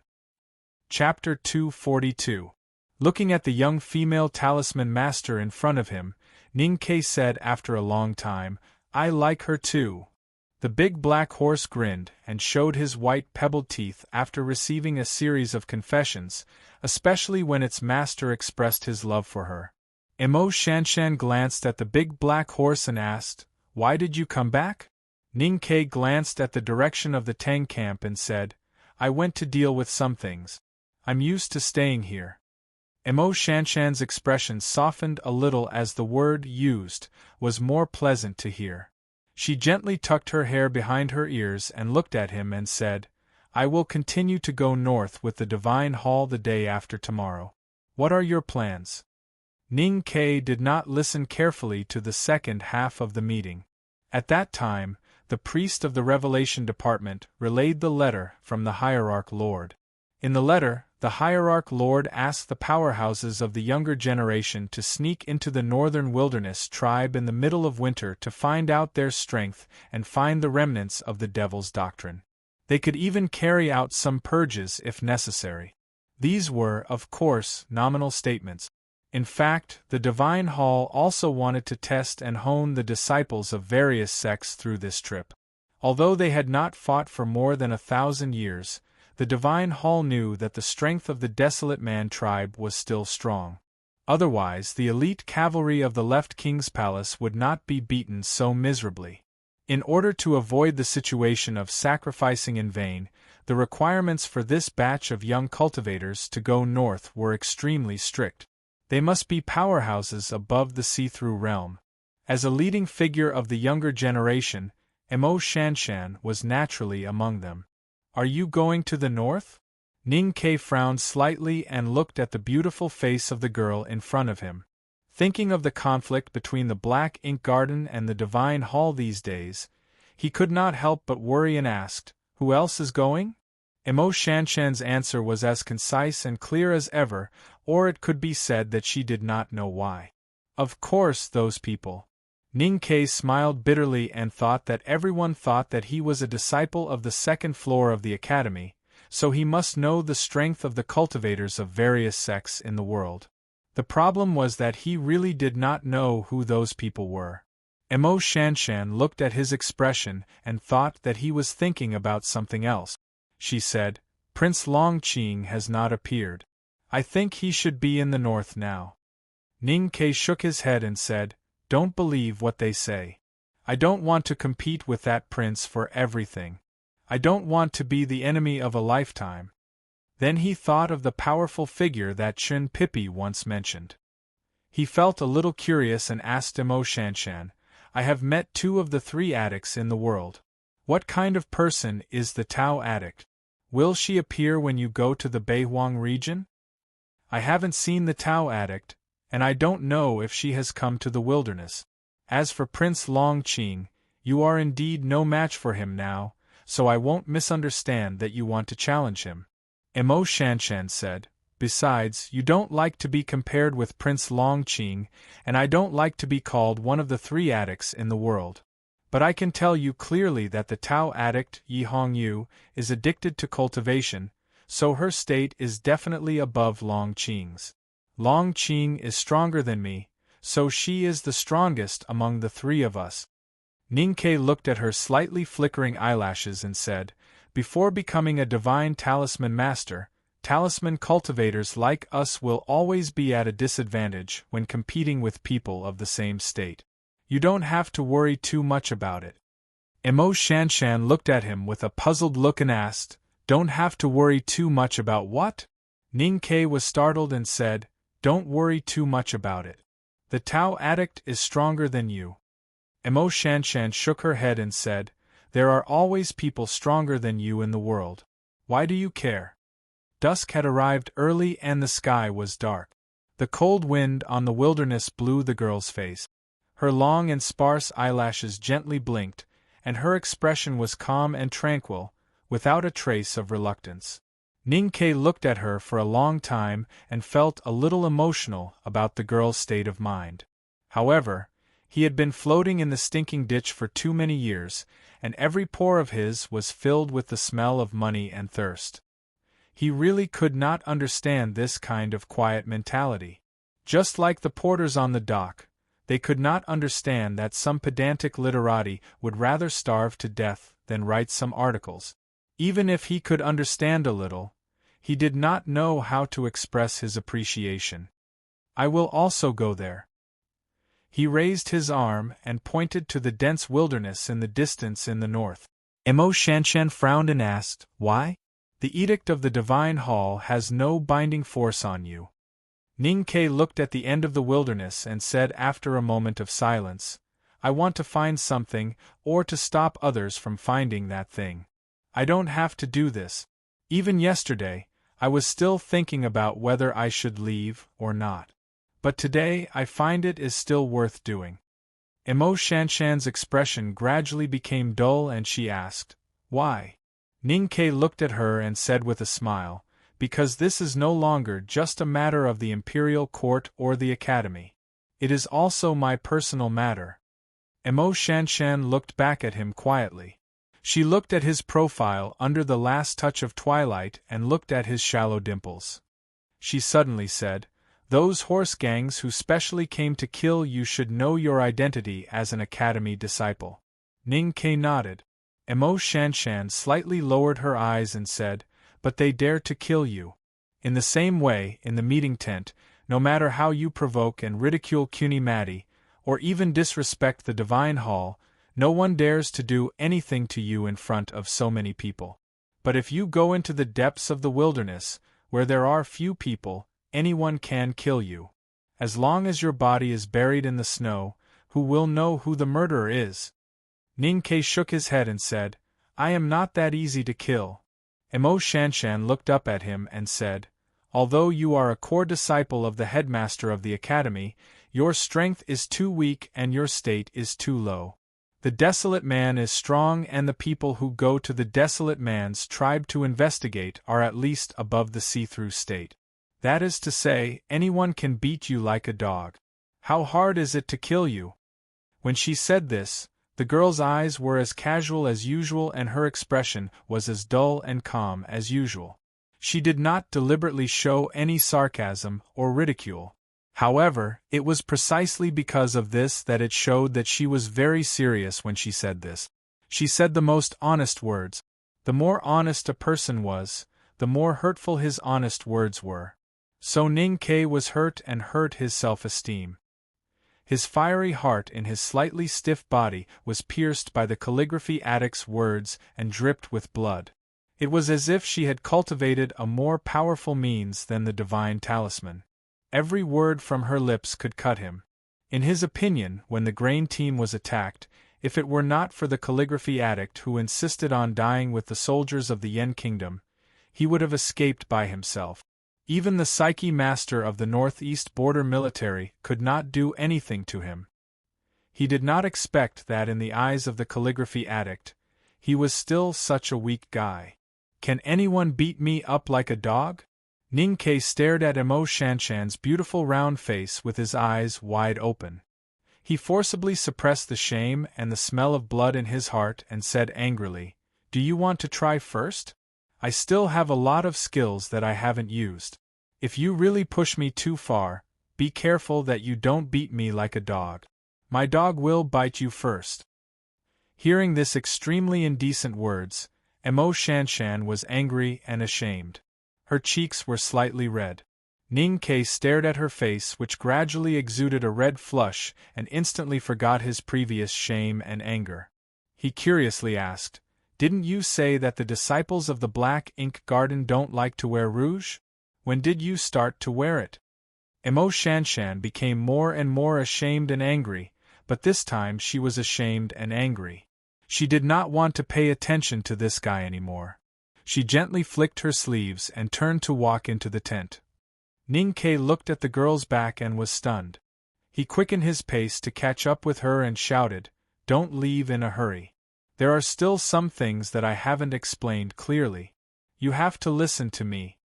Emo Shanshan stopped and did not look back. She indifferently said, What's the matter? Ning-Ke turned to her and very solemnly bowed with hands folded in front. Emo Shanshan was slightly stunned. Ning-Ke said with a shy face, I want to discuss something with you, Hill Master. Emo Shanshan looked at his cheeky face and thought of the face reflected on the calm surface of the ink lake in summer. She could not connect it with the face and felt a little depressed. She whispered, What's the matter? I've been very clear about danger since I was very young. Ning-Ke stopped smiling and said very solemnly, The Divine Hall did not ask all sects to send see-through state masters to enter the desolate man's tribe together. Since it's an investigation, of course, secrecy is the first priority. That means you can go by yourself. In that case, I wonder if the two of us can go together? Wasn't it enough to not only go together but also sleep in the same room during the long journey? You still want to go together? What exactly do you want to do? Emo Shanshan opened her eyes and looked at him who was very close to her. She suddenly felt that she did not know where to put her hands. She asked with a very slight tremble in her voice, Why? If we go to the desolate man's tribe together, even if we really meet the legendary elder of the Devil's Doctrine, we have a higher chance of survival if we cooperate with each other. The most important thing is that if we go together, we can perfectly solve the danger of people from the Divine Hall or those Baldies from the Yueluan Kingdom. The more Ning-Ke thought about it, the more he felt that his idea was appropriate. He waved his arms excitedly and said, "If we meet the Tao addict, Yi Hong Yu, or someone even stronger than her, we definitely can't beat her. Then you can hold the Tao addict and I will escape on the big black horse. As long as I can escape, I will be a witness. How would the Tao addict dare to kill you?" Suddenly, he noticed that Emo Shanshan's face had become a little pale. Her usually casual and straight eyes had become extremely sharp, and indistinct flames of anger could be seen in them. Ning Ke thought that she might have misunderstood and hurriedly explained, "The opposite is also true. I can hold the powerful enemy, and you can escape first. Then the enemy will not dare to kill me, the core disciple of the headmaster of Academy. In other words, it is just a little game of you and me being witnesses. I don't want to use you as a gecko's tail." Hope and disappointment followed one after another. Especially this kind of subtle and slightly sour expectation involving the spring breeze would make every young girl feel ashamed and annoyed. Although Emo Shanshan was not an ordinary girl, she was a girl after all. Just like Ning Ke, although he was not ordinary shameless, he was shameless after all. Emo Shanshan stared into his eyes. The burning flames in her eyes were about to burn up the legendary calligraphy addict's virtuous and quiet aura. Then they gradually converged and turned into indifference and indifference. She said slowly, "You only want to escape when you meet a powerful enemy. Don't you think that it is too cowardly and shameless?" There was undisguised contempt and displeasure in her calm and indifferent words. Although Ning Ke was used to the indifference and calmness of the young talisman master along the way, it was different from contempt. He was also a little annoyed and said, "I will be beaten like a dead dog if I say it. Can't I escape?" Emo Shanshan looked at the natural expression on his face and thought, "How dare you express your dissatisfaction?" Her hands in the sleeves trembled slightly, as if they would clench into fists and punch out at any time. She stared at him for a long time as if she was studying an inkstone, as if she wanted to see clearly whether this was a precious Huangzhou clay inkstone or a cheap and worthless one. After a long time, the girl looked at him and asked disappointedly, "Headmaster of Academy, how could he accept a person like you as his student?" Ning Ke spread out his hands and answered honestly, "Because the headmaster of Academy himself doesn't know that he has a student like me. Sometimes I also wonder whether he will regret if he knows that I am such a person." Looking at his sincere look, Emo Shanshan didn't know what to say at all. Only then did she realize that her previous view was correct. It was a very stupid thing to judge a person by his word. Reality and imagination were two different things. She had been psychologically prepared for this. However, as the contact went deeper, she still couldn't understand how a person who could write those sections could be so shameless. Why was there such a big difference between the real him and the one on the surface of the ink lake? "Come here," Emo Shanshan suddenly said. She walked to the side of the table and spread out a roll of Xianzhou bud paper. Ning Ke didn't know what she meant. He walked over and sat down. Looking at the thickness of the yellowish paper and the dense flocculation on it, he loudly praised, "Good paper. I have only seen such good paper in the imperial study of His Majesty." Emo Shanshan didn't pay attention to his flattery. She expressionlessly poured water into the inkstone and gently lifted the ink block to grind for a moment. Then she pointed at the brushes on the brush rack that looked like door curtains and said, "Pick one yourself." Ning Ke vaguely guessed what she wanted him to do. He couldn't help feeling a little nervous. After a moment of silence, he very seriously picked a purple brush that he was most used to and began to adjust his breathing. Sure enough, Emo Shanshan expressionlessly said, "Right." There was no reason in front of it. It was just a single word, simple, clear, and direct. Ning Ke honestly asked, "Write what?" After a moment of silence, Emo Shanshan said, "Just write a note." Ning Ke shook his head and said, "I don't need to leave a message for anyone at this time. Why would I write that?" As his voice fell, he finished adjusting his breathing. After a moment of concentration, he slightly moved his wrist and the full tip of the brush dipped in ink fell on the xianzhou bud paper. He was now a famous calligrapher in Chang'an City. However, the girl in front of him was the world-famous calligraphy addict. He didn't dare to neglect her. On the contrary, he had to show his best skills to show his respect. It didn't take long for him to raise the brush and turn his wrist. A cursive script had been completed. The strength was vigorous and the changes were endless. As it flew around, it seemed to be stagnant and steep. Ning Ke put down the brush and looked at it for a moment. He was very satisfied. Then he looked at Emo Shanshan and felt a little anxious. He didn't know if she was satisfied. Emo Shanshan turned to the opposite side of the table and squeezed him to the side. She lowered her head and looked at the ink paper for a long time. She didn't show any emotion on her face or in her eyes. Looking at the flying ink on the paper, the girl thought silently that it was indeed an expensive Huangzhou mud inkstone. Her own inkstone was the Huangzhou mud inkstone. The dusk had faded and the night had come. A few lights were lit in the tent. The dim light shone on Ning Ke's side face and clearly reflected his strange expression of uneasiness and confidence. Emo Shanshan looked at his side face and suddenly thought of the side face by the window on the journey. She thought of the dark and vicious young man in the carriage who taught her how to kill. She gradually understood something. Whether it was an expensive Huangzhou mud inkstone or a cheap one, as long as it could be used to write good characters, it was a good inkstone. At that time, he was also himself and also worthy of being liked. Otherwise, why did she rush to say that she had someone she liked when he said he liked her a little? Emo Shanshan understood her mind and couldn't help bowing her head shyly, revealing a silent smile. Under the dim light, this smile was so beautiful that it couldn't be described. But when her eyes fell on the scribbled paper, the smile on her face became a little faint. She thought to herself that although the words were good, it was a pity that they were not the words she wanted. She did not want a large piece of paper. What she wanted was a small note. When are you going to write me a note? I like your characters.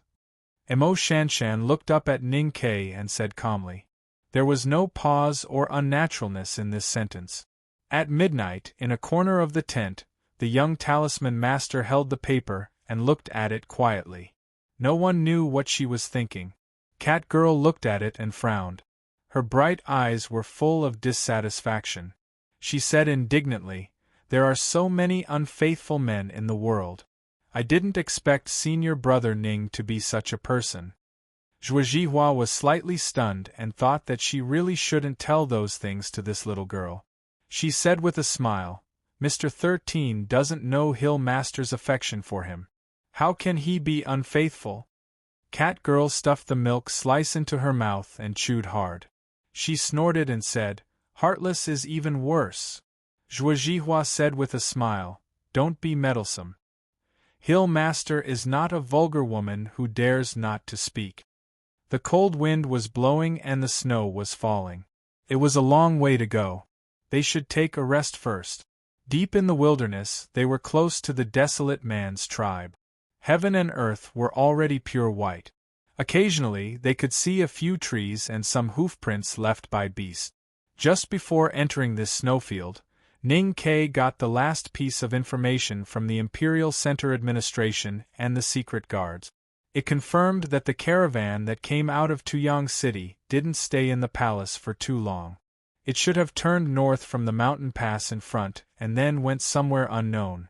He picked up a branch and drew a map and his route on the snow. "Write a few words for me to see."